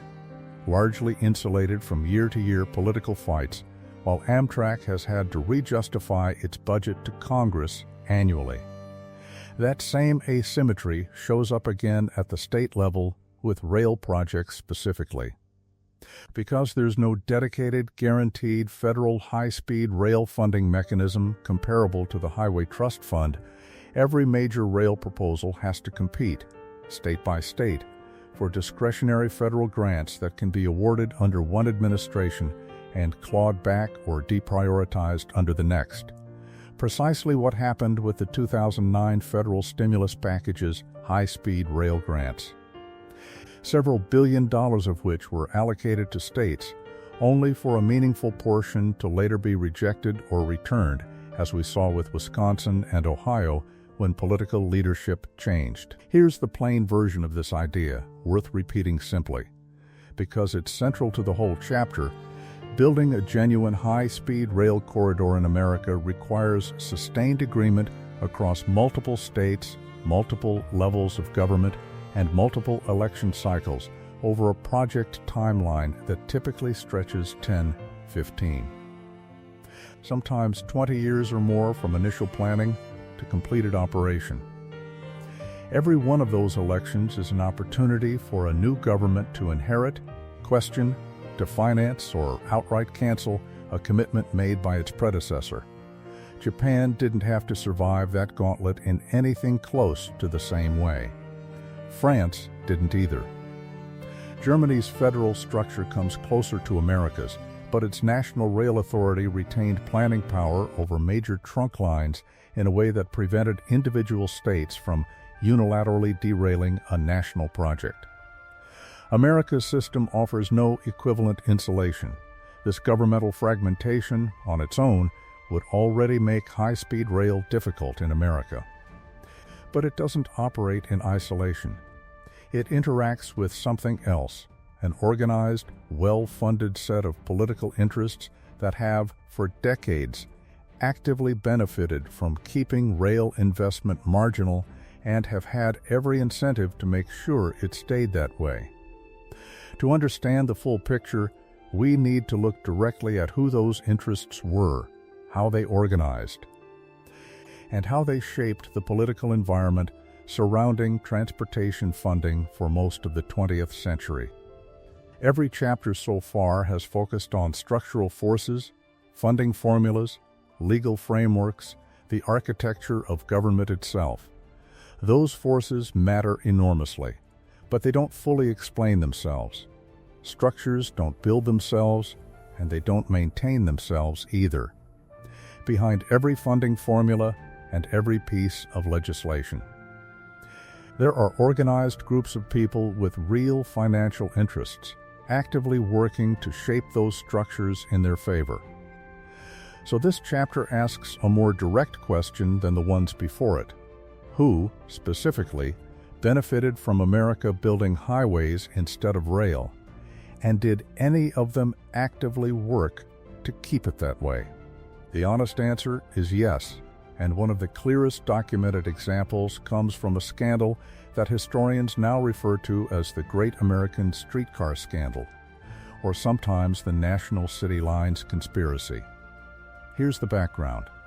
In the first half of the 20th century, most American cities had extensive electric streetcar systems, networks of trolleys that moved people efficiently through dense urban cores, long before anyone was debating high-speed rail between cities. Starting in the 1930s and continuing through the 1940s, a company called National City Lines, financially backed by General Motors, Standard Oil of California, Firestone Tire, and Phillips Petroleum, began systematically purchasing private streetcar systems in cities across the country: Los Angeles, St. Louis, Baltimore, and dozens of others. Once acquired, these systems were dismantled and replaced with bus lines, specifically buses manufactured by General Motors, running on tires made by Firestone, fueled by gasoline sold by Standard Oil. In 1949, a federal jury actually convicted General Motors, Standard Oil of California, and Firestone Tire of conspiring to monopolize the sale of buses and related products to these transit companies, though notably, they were acquitted of the broader charge of conspiring to destroy the streetcar systems themselves specifically to promote automobile sales. The company officials involved were fined a symbolic $1 each. Historians still debate how much this conspiracy actually accelerated a decline that market forces, changing city layouts, and consumer preference for automobiles were already driving on their own. Streetcar systems across the country were aging and losing riders even in cities national city lines never touched. But the case remains genuinely important for what it demonstrates clearly. Beyond any dispute, automobile industry interests were not passive bystanders watching transportation evolve naturally. They were active, organized, and willing to use direct financial power to shape which transportation technology won. This pattern, visible at the local streetcar level in the 1930s and 40s, scaled up dramatically once the stakes became national, with the interstate highway system we covered back in Chapter 2. Here's the mechanism worth understanding clearly, because it's a version of a dynamic that shows up constantly in the study of how policy actually gets made, sometimes called concentrated benefits and diffuse costs. When a policy creates enormous concentrated financial benefits for a relatively small number of organized industries, those industries have an extremely strong incentive to lobby, organize, and spend heavily to protect and expand that policy.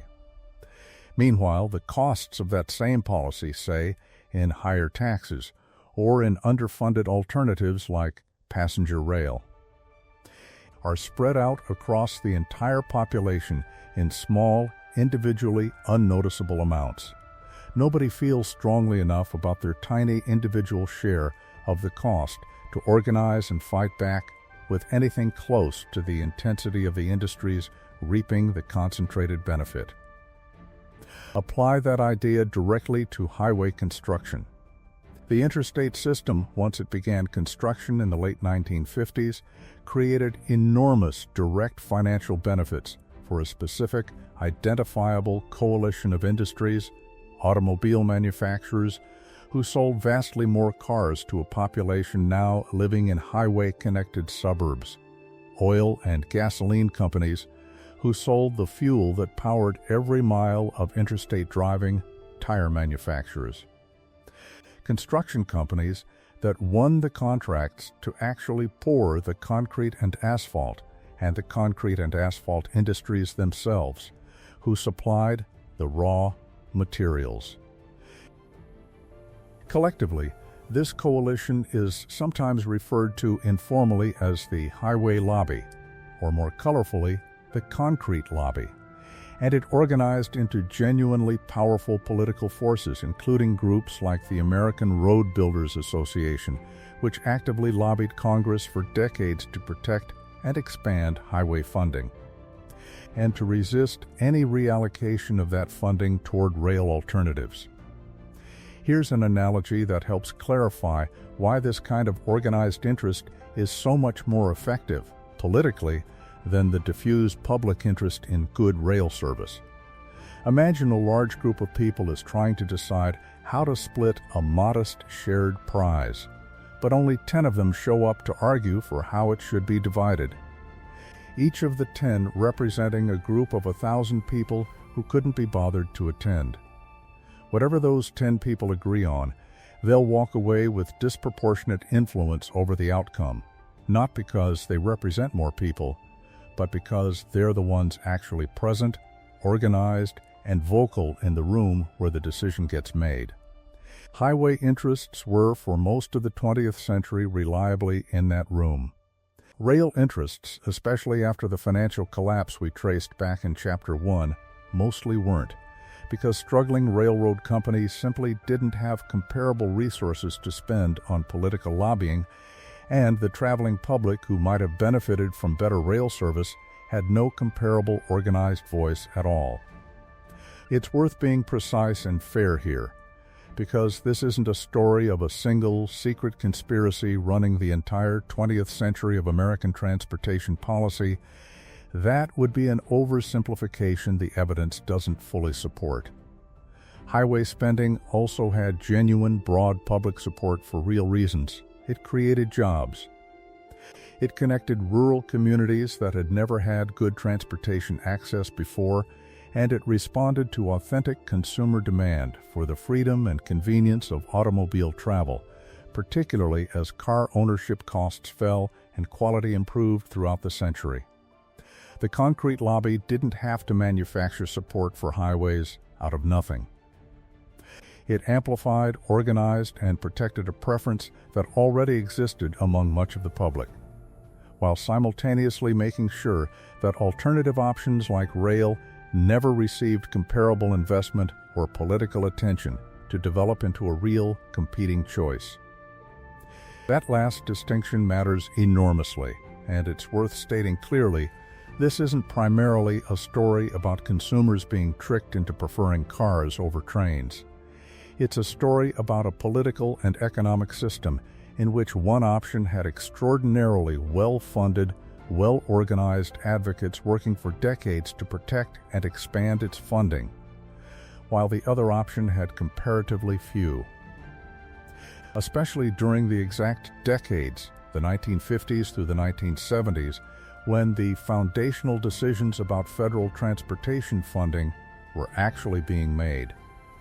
Aviation, once it emerged as a major industry following World War II, and especially after deregulation in 1978, as we discussed in Chapter 3, joined this same broader coalition of interests invested in keeping rail marginal, though for somewhat different reasons than the highway industry. Airlines didn't necessarily oppose rail out of any particular ideological commitment. They opposed it when they paid attention to it at all, because any serious federal investment in medium-distance high-speed rail represented a direct, existential threat to exactly the short-haul flight routes. The shuttle services we discussed earlier, the 300 to 800-mile corridors that had become some of the most reliably profitable parts of their business after deregulation. The airline industry, through groups like Airlines for America, has periodically lobbied against federal rail investment that could compete directly with profitable short-haul routes, framing rail subsidies as an inefficient use of federal transportation dollars compared to aviation infrastructure spending on airports and air traffic control systems. Here's a real-world example that shows how this played out in a specific, consequential moment.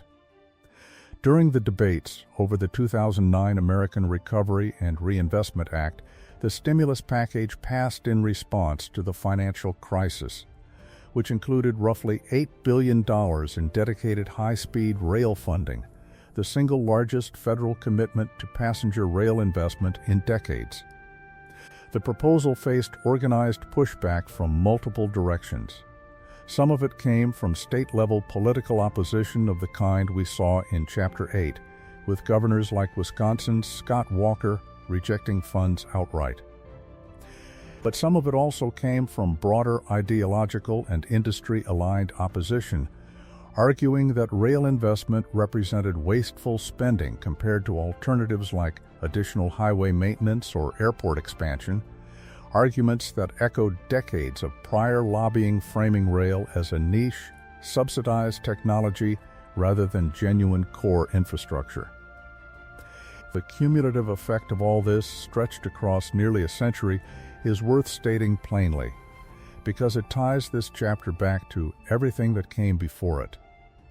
Structural disadvantages alone, the funding asymmetry from Chapter 2, Amtrak's weak institutional footing from Chapter 4, the fragmented Federalist veto points from Chapter 8, created a system where rail investment was already fighting an uphill battle.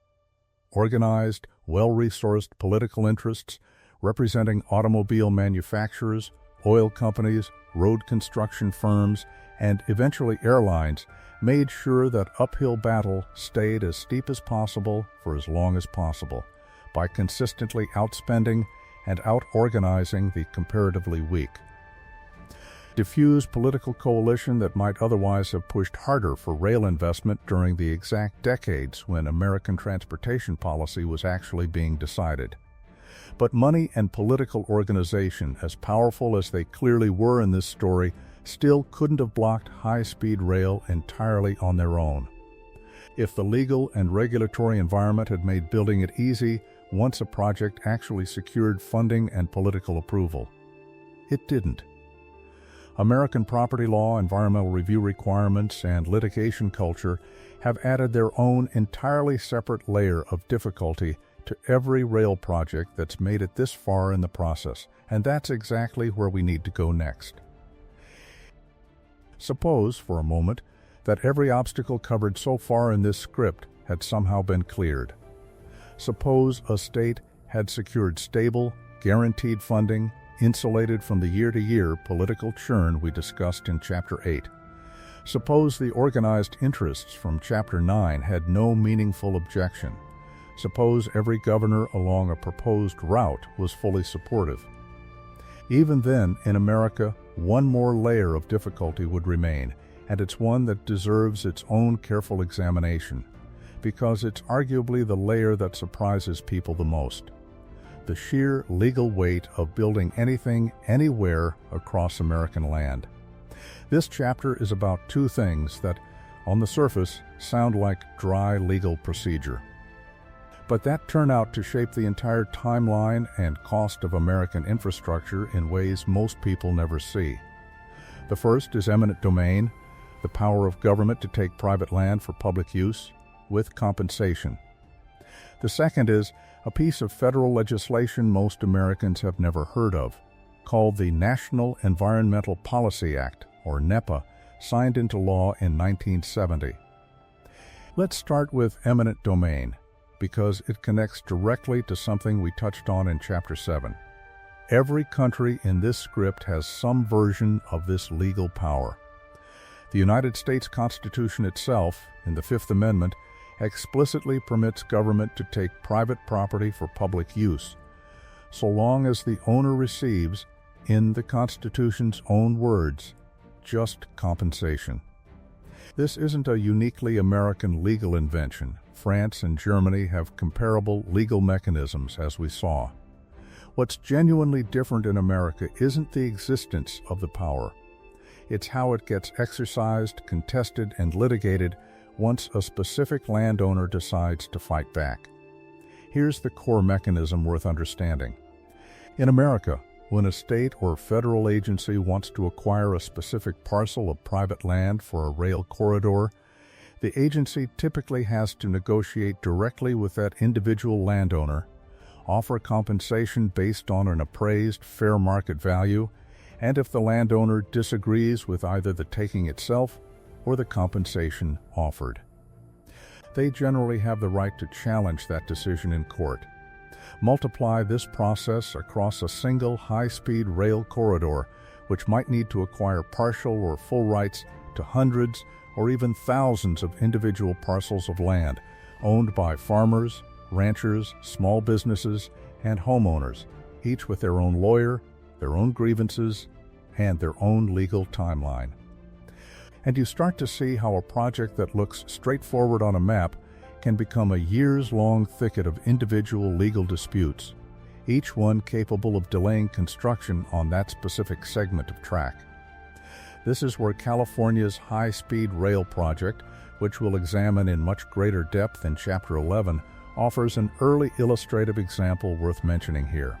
In the Central Valley, where the project has focused much of its actual construction to date, the Rail Authority has had to negotiate land acquisition with an enormous number of individual agricultural landowners, some of whom have farmed the same land for generations and have fought parcel-by-parcel legal battles over compensation, access, and the precise routing of the line through or around their property.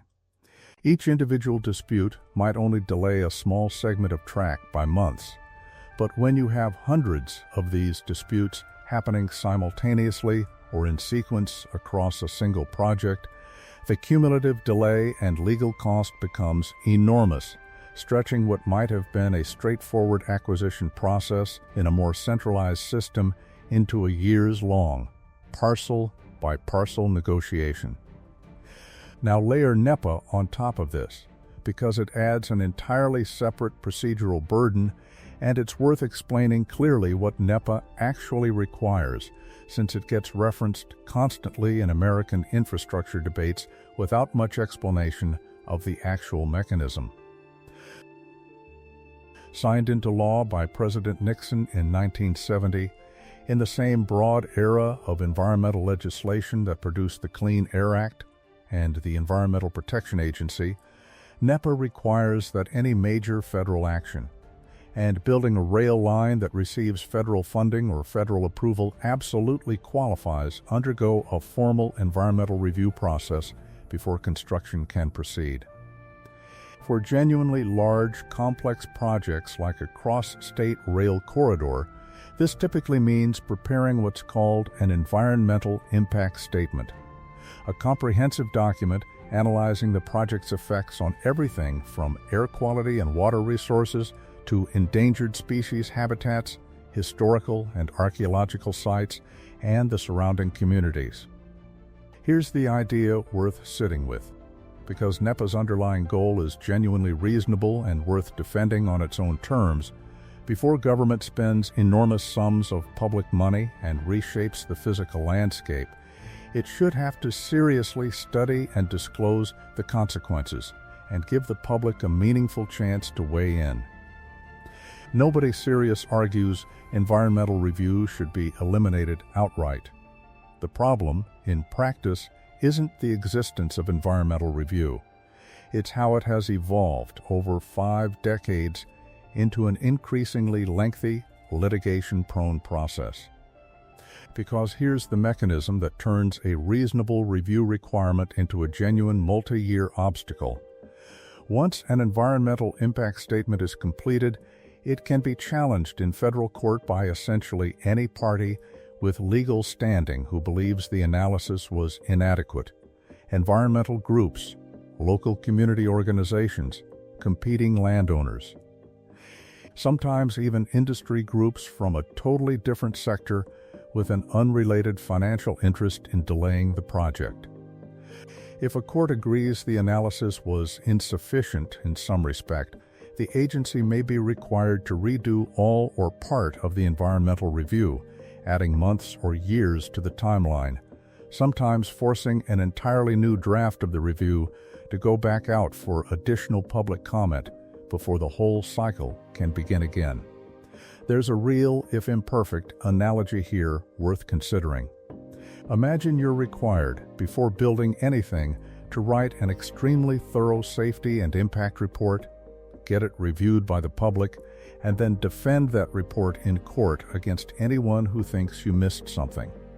That's a genuinely valuable check against reckless, harmful construction.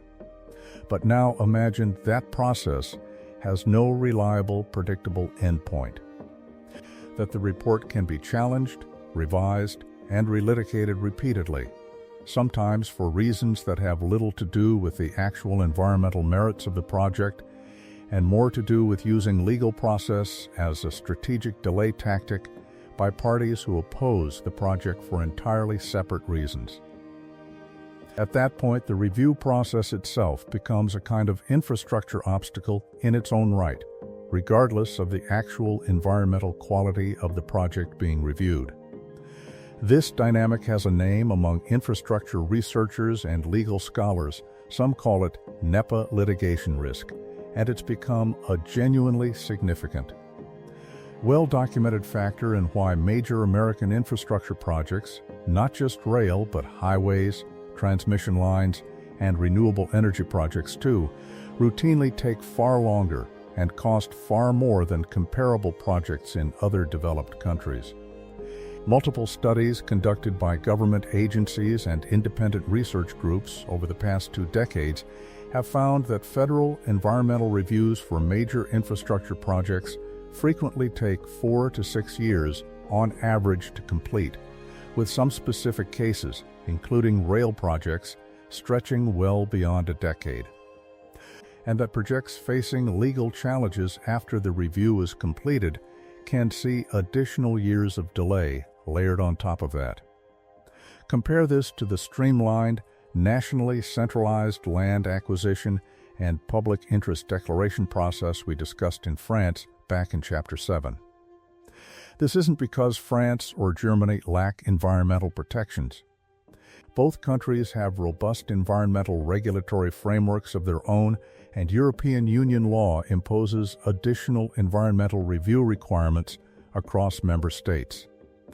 The difference lies more in the litigation culture surrounding these processes. American legal culture generally provides broader standing for third parties to sue over procedural compliance, and American courts have, over decades of case law, developed a body of precedent that gives judges real authority to halt projects entirely pending additional review. Whereas comparable European systems more often channel disputes primarily toward compensation questions rather than project halting litigation.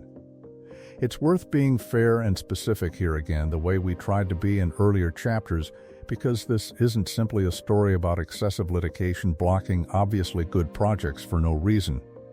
Some of these legal challenges have identified genuinely serious flaws in specific project plans, forced meaningful improvements to routing or mitigation measures, and protected communities and ecosystems from real harm that would otherwise have gone unaddressed. The legal tools themselves aren't the villain of this story in any simple sense, but the cumulative effect of parcel-by-parcel, eminent domain negotiations, combined with an environmental review and litigation process that can stretch for years and gets repeated at essentially every meaningful stage of a large project, adds a level of time and cost to American infrastructure that most other wealthy democracies, including France and Germany, simply don't carry to nearly the same degree. Add all of this to everything covered in the previous chapters: the funding asymmetry from Chapter 2, the structurally weak Amtrak from Chapter 4, the Federalist fragmentation from Chapter 8, the organized political opposition from Chapter 9, and you get a genuinely complete picture of why building high-speed rail in America has proven so much harder than building it in Japan, France, or Germany. It's not one obstacle.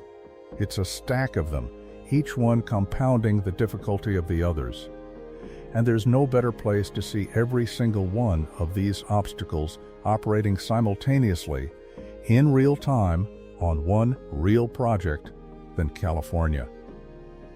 What started in 2008 as a bold voter-approved vision for a true bullet train connecting Los Angeles and San Francisco has become, over the following 15 years, one of the most closely studied cautionary tales in modern American infrastructure.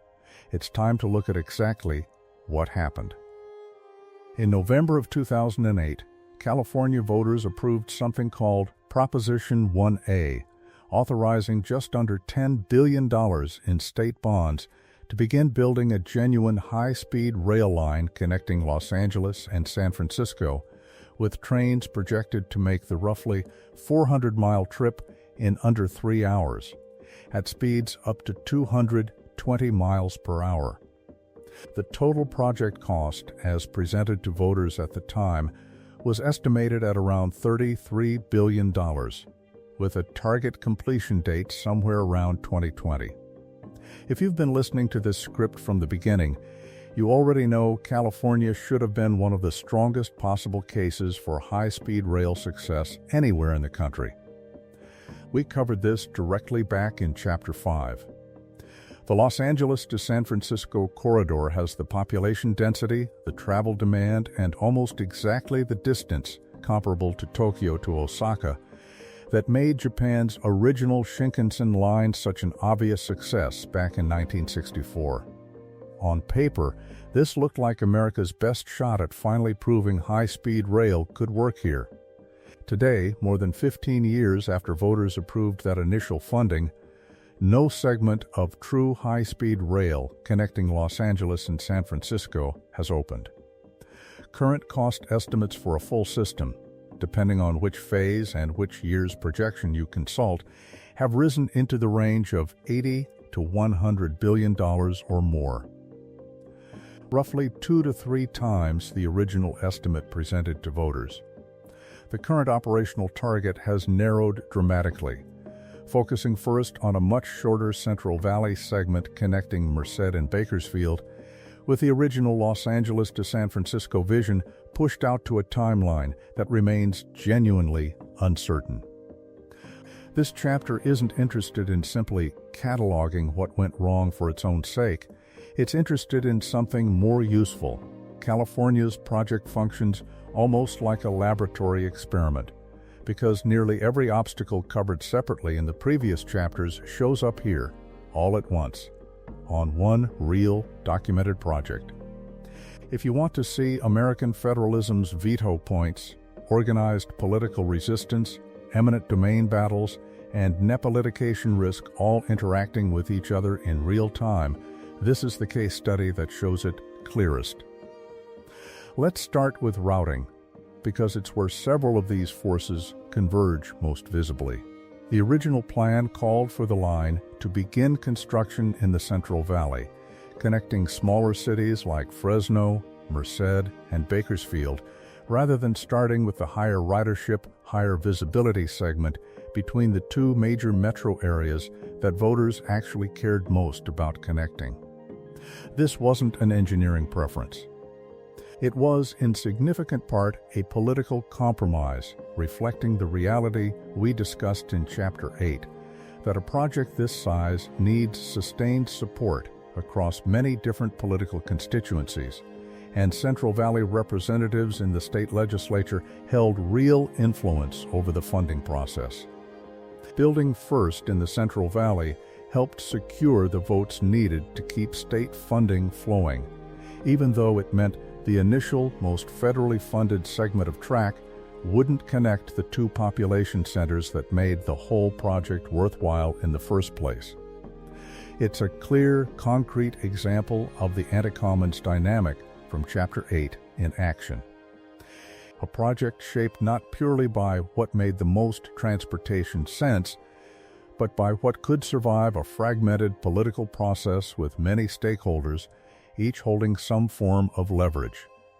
Land acquisition compounded this problem significantly, in exactly the way Chapter 10 described.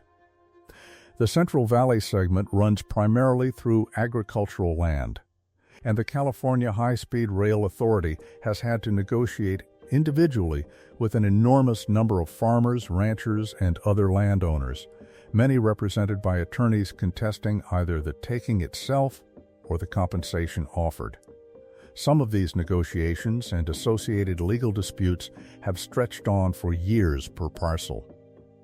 And with the route touching thousands of individual properties across its planned length, even a relatively small percentage of contested parcels translates into a very large number of ongoing legal disputes at any given time, each capable of delaying construction on that specific stretch of track.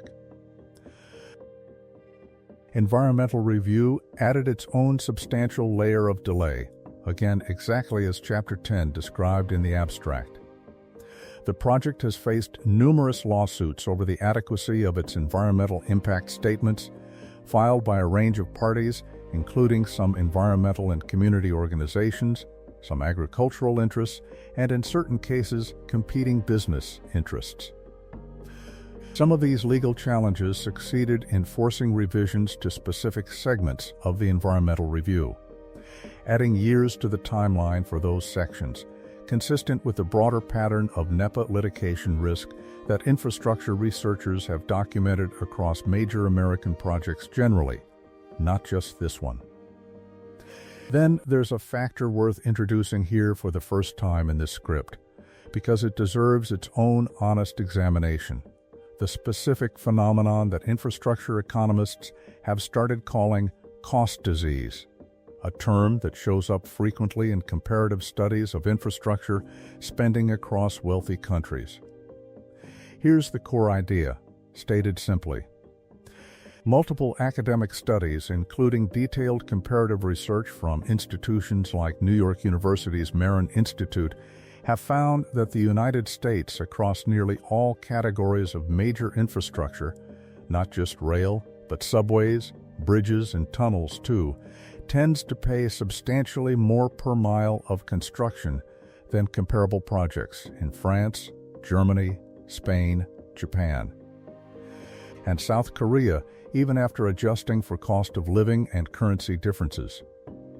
The causes behind this broader American cost disease are still debated among researchers, but several recurring factors show up consistently in the comparative literature, and California's project illustrates several of them clearly. One is what's sometimes called the procurement problem. American infrastructure agencies frequently lack the deep, permanent in-house engineering expertise that agencies like France's CCF or Japan's national rail planning bodies maintain as standing institutions, and instead rely heavily on outside consultants and contractors for planning and design work, a structure that can add cost and coordination overhead compared to a system with permanent institutional expertise. Another factor researchers point to is the sheer number of design and legal changes forced by the fragmented approval process described across chapters 8 and 10 every time a project has to redesign a segment to satisfy a new legal challenge, a new local government's specific demands, or a renegotiated land acquisition. That redesign work adds direct cost on top of the delay itself.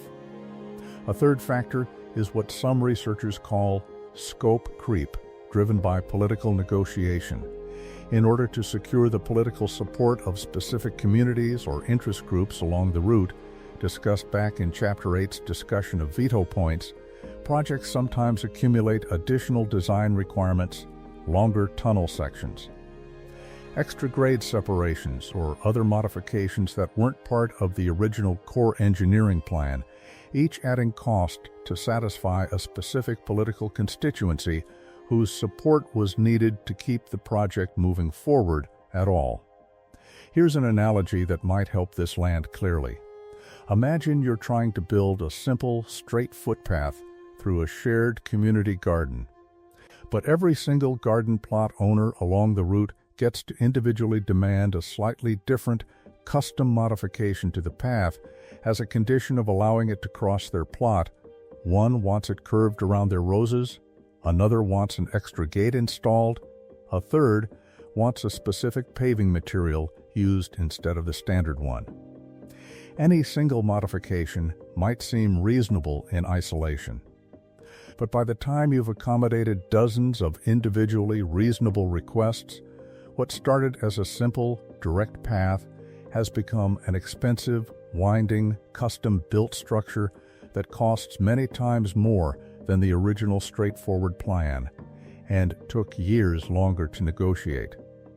It's worth being fair to the California project here too. In the same spirit we've tried to maintain throughout this script, because it's easy to turn this into a simple story of incompetence, and that wouldn't be accurate. Construction has genuinely progressed in the Central Valley, with dozens of miles of guideway, viaducts, and grade separations actually built or under active construction as of the mid-2020s. The project has created real jobs and has continued to receive both state and federal funding commitments, including significant federal grants awarded during the Biden administration, specifically earmarked for the Central Valley segment. Supporters of the project reasonably point out that major infrastructure historically takes time to build public trust and secure sustained funding, and that early, painful phases of large infrastructure projects have sometimes preceded eventual success in other countries too, including to some degree in the early years of France's own TGV expansion beyond its first line. But it's also hard to look at California's high-speed rail authority's own current projections, stretching full completion out toward the 2030s and beyond.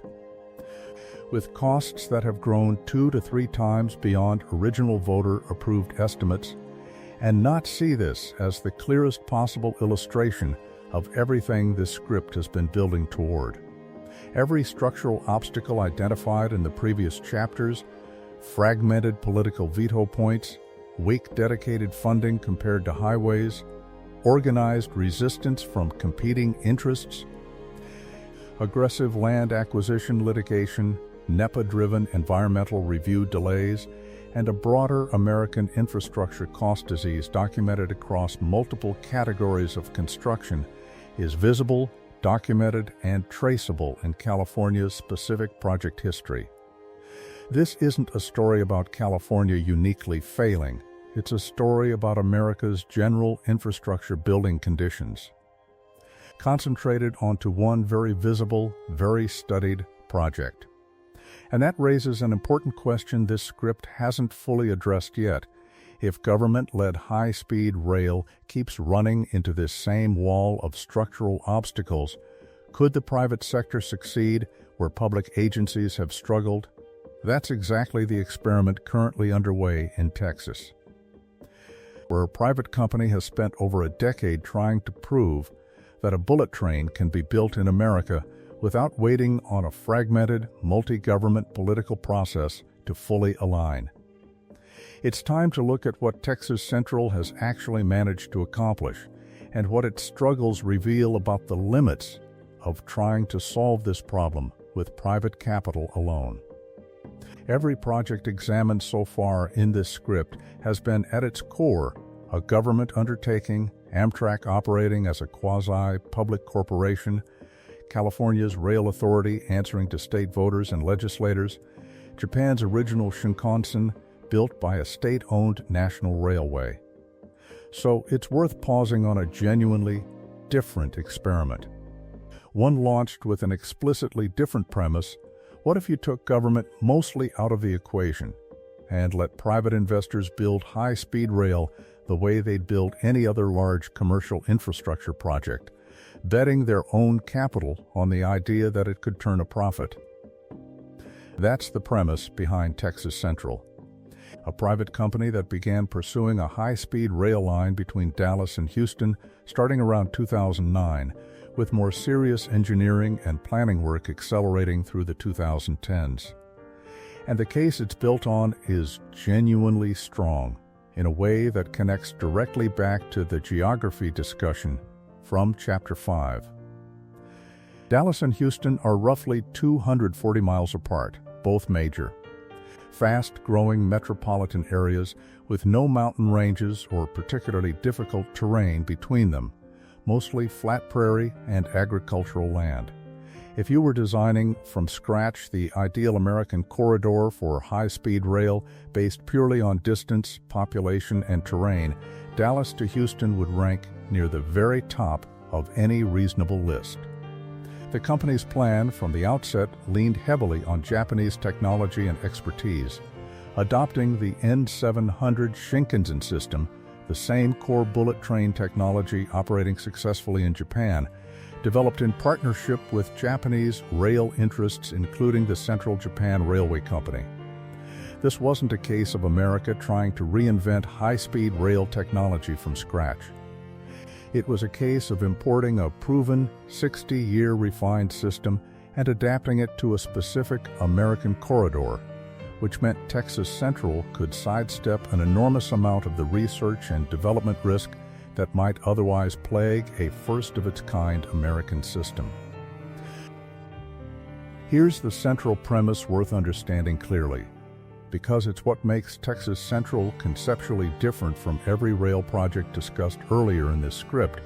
The company explicitly promised from very early on that it would build and operate this line without direct taxpayer subsidy for construction, relying instead on private investment capital, with the expectation of eventually recouping that investment through ticket revenue once the line was operational. This was, in part, a deliberate political strategy. By positioning itself as a private venture rather than a government-funded project, Texas Central hoped to sidestep some of the political opposition and federalist funding fights we discussed in Chapters 8 and 9. No need to secure a state legislature's sustained multi-decade budget commitment. No need to survive a governor potentially rejecting federal grant money the way Wisconsin did in 2010. It's worth pausing on why this private sector framing seemed, at least in theory, like it might address several of the specific obstacles this script has spent so much time examining. Recall the funding asymmetry from Chapter 2. The idea that a project needs some kind of financial engine, either a dedicated public trust fund or, in this case, private investment capital, that isn't subject to the annual budget uncertainty that has hampered Amtrak for 50 years. Recall the concentrated benefits, diffuse costs political dynamic from Chapter 9. A privately funded project doesn't require organizing broad diffuse public support to win a funding vote in the way a government bond measure does. It just needs to convince a smaller number of investors that the return on investment justifies the risk. On paper, private funding looked like it might dissolve several of the thorniest political problems in one move.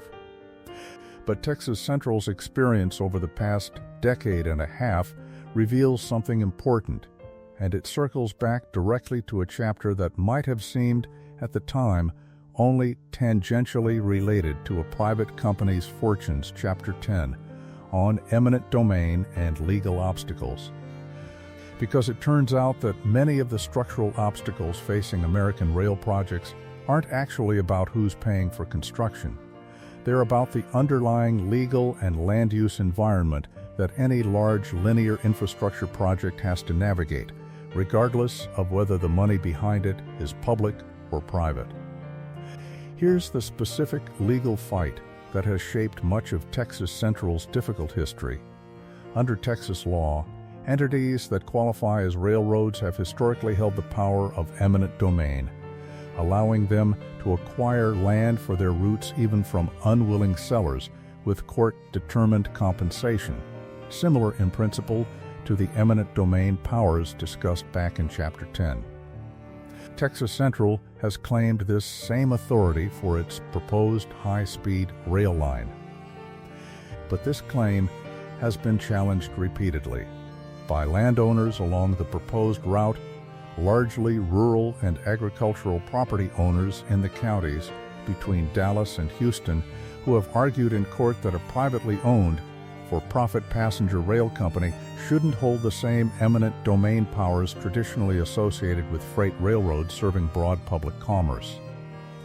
This legal question worked its way through the Texas court system for years, creating exactly the kind of prolonged uncertainty that stalls major infrastructure projects even when funding, technology, and route planning are otherwise ready to proceed. In 2022, the Texas Supreme Court ultimately ruled that Texas Central did, in fact, qualify as a railroad under Texas law and therefore held eminent domain authority, a significant legal victory for the project after years of uncertainty. But by the time that ruling arrived, years of delay, mounting legal costs, and crucially, shifting investor confidence had already taken a serious toll. Here's an important real-world detail that captures where the project actually stands. Throughout the early 2020s, Texas Central experienced significant organizational turmoil, including the departure of much of its executive leadership team and reports of the company scaling back its core staff dramatically, even as it continued to insist the project remained alive in some form. Financial backing, some of it originally tied to Japanese investment and export financing interest given the use of Shinkansen technology, faced its own uncertainties as the project's timeline kept stretching without breaking ground on actual construction. As of the mid-2020s, Texas Central has secured some renewed federal attention and interest, including signals of potential federal support and continued interest from Amtrak in a possible partnership role, but true construction on this genuinely well-suited corridor has still not meaningfully begun, more than 15 years after the company was founded. This raises a genuinely important question worth sitting with directly. Because it cuts against a common assumption people bring to this topic, if government bureaucracy and political fragmentation are the primary obstacles to American rail, as much of this script has argued, shouldn't a private company, unencumbered by government funding fights, have an easier path? Texas Central's story suggests the honest answer is more complicated than a simple yes or no. On one hand, the private model did successfully avoid some of the specific obstacles we've traced in earlier chapters. Texas Central never had to survive a governor rejecting federal grant money, and it wasn't dependent on an annual congressional appropriation process the way Amtrak has been for 50 years. On the other hand, it still ran directly into the eminent domain and property rights battles from Chapter 10, because those obstacles aren't actually about who's funding a project, they're about the underlying American legal framework governing land acquisition and property rights, a framework that applies whether the entity trying to acquire land is a state rail authority or a private company. And a private company faces an additional pressure that government projects, for better or worse, don't face in quite the same way. Investors expect a return within a reasonable time frame, and years of legal uncertainty and construction delay erode investor patience in a way that a government bond measure, once approved by voters, generally doesn't face in quite the same immediate way. Since public dollars typically don't demand a specific return on investment on a specific timeline the way private capital does, the lesson from Texas Central, then, isn't that private funding is a magic solution the government-led projects lacked, nor is it that private funding was doomed to fail from the start. It's a more nuanced, more useful lesson. The deepest structural obstacles facing American high-speed rail, the legal environment around land acquisition, the litigation culture, the sheer accumulated time required to secure clear title to a linear corridor across hundreds of individual properties, sit underneath both public and private approaches alike. Solving the funding problem, which Texas Central genuinely did solve in a way government projects have struggled with, still wasn't sufficient on its own to guarantee fast, smooth construction. Which makes it especially interesting to turn, finally, to a project that has actually opened, actually carries passengers, and offers the closest thing America currently has to a working proof of concept, even if it stops just short of true high-speed rail by international standards. Florida's Brightline and its ambitious western cousin Brightline West, currently under construction between Southern California and Las Vegas, represent something this script hasn't examined yet: cautious, concrete evidence that something might genuinely be shifting. Every project examined so far in this script shares one frustrating trait. None of them, as of this recording, actually carries a single paying passenger on true high-speed rail within the United States. California is still under construction. Texas Central is still fighting for its financial footing. The ASAILA, as we established back in Chapter 4, averages speeds well below what international observers would recognize as genuinely high speed. After 12 chapters of structural obstacles, funding gaps, and legal battles, it's worth ending this survey of specific projects with the one story in modern America that has actually broken ground, opened for service, and started proving something in practice rather than in theory. Brightline. Brightline is a privately funded passenger rail service that began operating in Florida in 2018, initially connecting West Palm Beach, Fort Lauderdale, and Miami, before extending service north to Orlando in 2023. It's worth being precise here.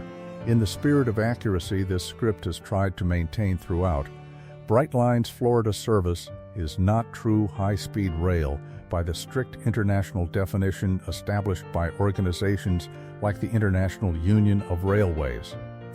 which generally reserves that term for trains regularly exceeding roughly 150 to 186 miles per hour on dedicated track. Brightline's Florida trains reach top speeds around 125 miles per hour on portions of the route, particularly the newer Orlando extension, which is genuinely fast by American standards but sits below the threshold that would put it in the same technical category as Japan's Shinkansen or France's TGV. So why does Brightline deserve a full chapter in this script rather than a passing mention as a near miss? Because what Brightline actually demonstrates isn't primarily about top speed. It's about something this entire script has argued matters just as much, if not more, the ability to actually execute a passenger rail project in America, from funding through construction through operation. On a timeline measured in years rather than decades, using tools and structures that sidestep several of the specific obstacles traced through earlier chapters. Here's the core structural insight worth understanding about how Brightline pulled this off, because it connects directly back to Chapter 10's discussion of eminent domain and land acquisition.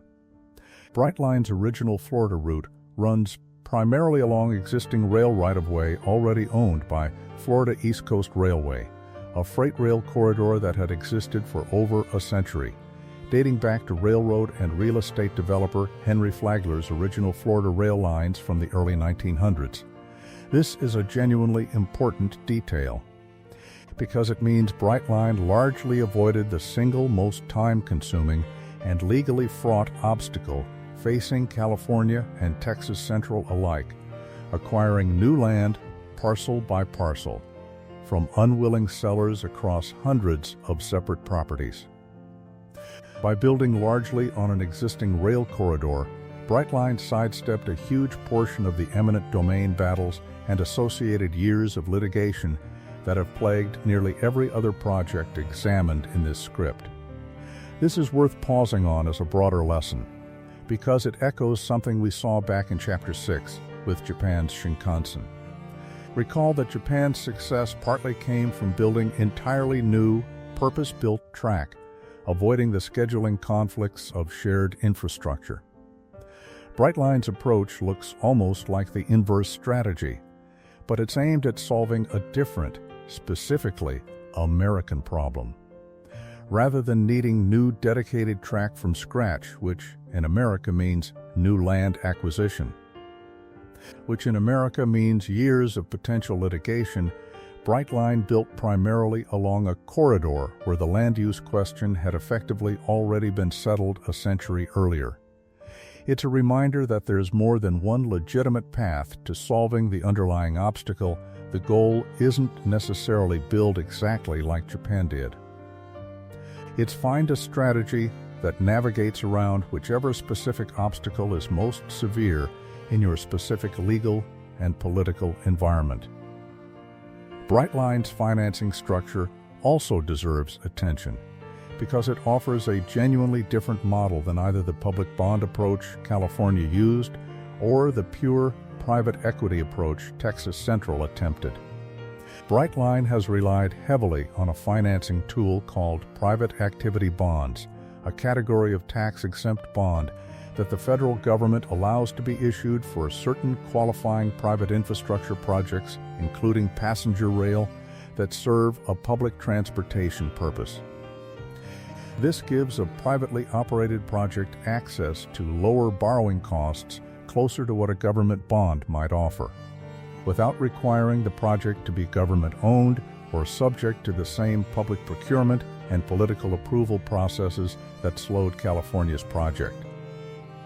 It's a kind of hybrid approach, capturing some of the financial advantages of public backing while retaining the operational speed and flexibility of private ownership and management. Here's a real-world example that shows the payoff of this approach concretely. Brightline's Orlando extension, connecting South Florida to Orlando International Airport, covers roughly 170 miles and opened to passengers in September 2023, a construction timeline that, while not instant, moved considerably faster than the equivalent mileage of California's Central Valley segment, which has faced far more extensive land acquisition and litigation delays for a comparable stretch of new track. This doesn't mean Brightline's approach was without controversy. The service faced real criticism and public attention over a series of fatal collisions at grade crossings in its early years of Florida operation, a safety issue that reflects the genuine trade-offs of operating higher-speed passenger service on a corridor that, unlike Japan's fully separated Shinkansen infrastructure discussed in Chapter 6, still crosses roads at grade level in populated areas.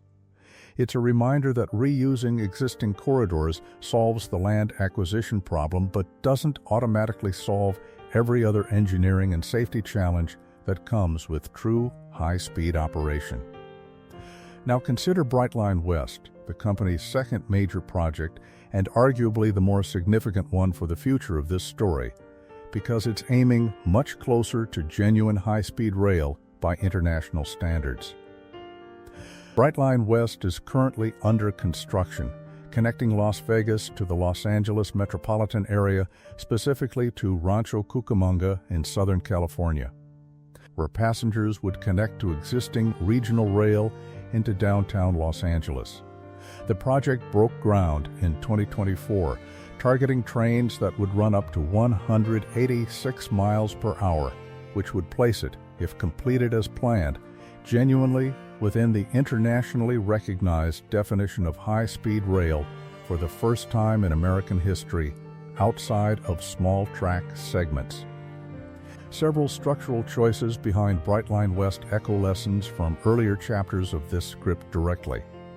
The route runs primarily within the median of Interstate 15, the existing highway corridor connecting Las Vegas and Southern California. This is a deliberate, clever strategy that mirrors Brightline Florida's approach in spirit. By building within land the government already owns and controls as highway right-of-way, the project avoids the vast majority of the parcel-by-parcel private land acquisition and eminent domain litigation that consumed years of California high-speed rail's timeline, as discussed in Chapter 11. And that Texas Central spent over a decade fighting through the courts, as discussed in Chapter 12. The project also secured a meaningful federal funding commitment, including a multi-billion-dollar federal grant awarded in 2024, reflecting renewed federal interest in high-speed rail investment following the infrastructure funding priorities of the Biden administration. Combined with continued private investment and private activity bond financing similar to the structure used for Brightline's Florida service. It would be a mistake, in the spirit of the careful, evidence-based approach the script has tried to maintain throughout, to declare Brightline West a guaranteed success before a single passenger has ridden it. Major infrastructure projects, as we've seen repeatedly across this script, can face unexpected delays, cost overruns, and political shifts between groundbreaking and completion. And construction timelines for large linear infrastructure projects have a well-documented tendency to stretch beyond initial projections, as California's own history demonstrates clearly. But it would be equally a mistake to ignore what Brightline West represents structurally, a project that appears to have specifically deliberately designed itself around the exact obstacles this script has spent 11 chapters identifying, minimizing new land acquisition by using existing highway right-of-way, combining private capital with favorable federal financing tools, and targeting a corridor with strong underlying travel demand between two major, fast-growing metropolitan regions. If Brightline West succeeds in opening as planned later in this decade, it would represent something this script has been circling for its entire length, not proof that America was somehow incapable of building high-speed rail, but proof that America's failure to build it sooner was the product of specific, identifiable, and ultimately navigable obstacles. Obstacles that a sufficiently well-designed project, learning from decades of prior mistakes, can actually work around. That's a genuinely different, more hopeful note than most of this script's history has offered so far. And it sets up exactly the right place to step back and pull every thread of this story together. Let's go back to the question this script opened with, because after 13 chapters, it deserves a sharper answer than the one we started with. Why did America never build high-speed rail? Not America is too big. We tested that claim directly in Chapter 5, and it didn't survive contact with the actual population density of the Northeast Corridor, California, or the Texas Triangle. Not Americans just prefer cars. We saw in Chapter 1 that rail dominated American travel for a century, and that its decline began decades before the interstate highway system or commercial jets even existed. And not that technology is too hard. Japan solved harder engineering problems across a mountainous, seismically active country in less time than America has spent, so far not solving much easier ones. The real answer is a stack of specific, traceable decisions, each one reasonable in isolation, that compounded into something nobody actually chose on purpose. It starts with a funding asymmetry. In 1956, highways got a dedicated, self-renewing trust fund, insulated from annual political fights. Amtrak, born in 1971 out of a corporate bankruptcy rather than a national vision, has had to ask Congress for money every single year since, and it doesn't even own most of the tracks its trains run on. One system was built to build itself, automatically for decades. The other has had to justify its existence, repeatedly, to whoever happens to hold power in any given year. It continues with a structure of government deliberately designed in Philadelphia in 1787 to resist exactly the kind of fast, centralized authority that built the Shinkansen and the TGV. Japan and France could declare a national priority and move land acquisition forward on a predictable timeline. America splits that authority across federal, state, and local governments, each holding genuine veto power, which means a single state election, as Wisconsin proved in 2010.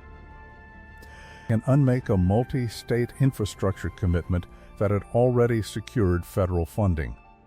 Layer onto that an organized, well-funded set of interests, automobile manufacturers, oil companies, road builders, and later airlines, who had every financial incentive to keep rail investment marginal, and who showed up decade after decade. In the rooms where transportation funding decisions actually got made, while the diffuse public interest in good rail service mostly didn't.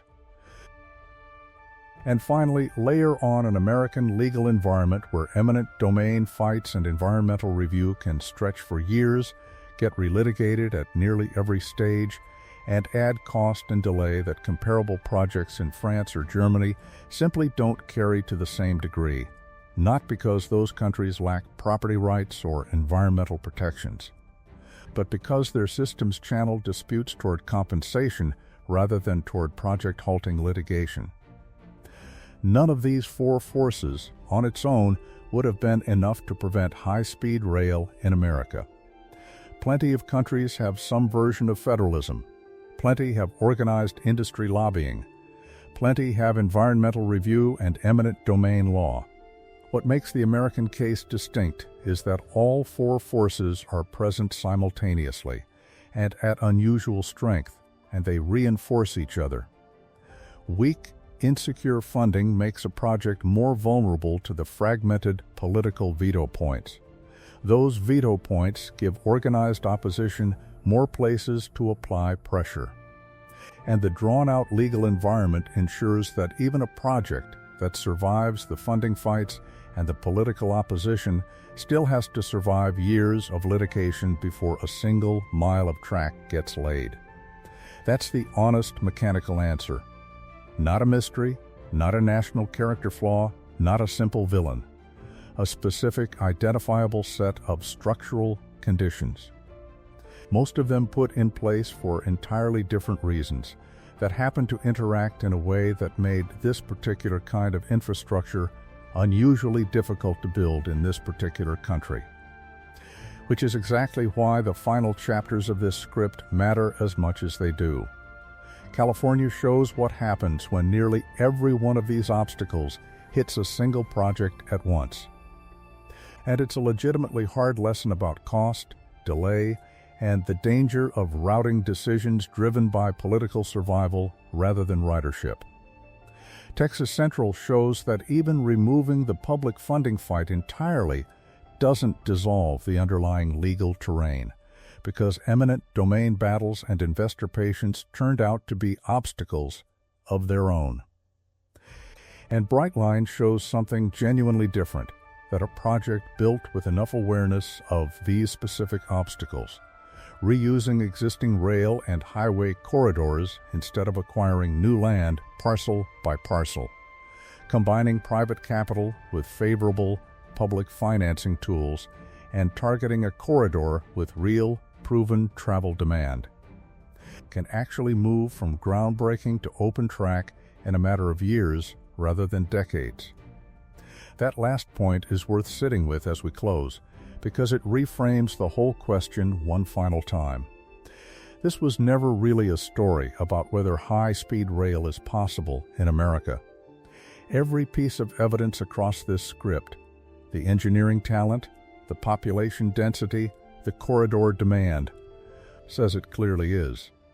It was a story about whether a project could be designed specifically to navigate around the exact obstacles that stopped the ones before it, and after decades of learning those obstacles the hard way, in California, in Texas, in a dozen half-finished proposals across the Midwest, it looks like at least one project finally has.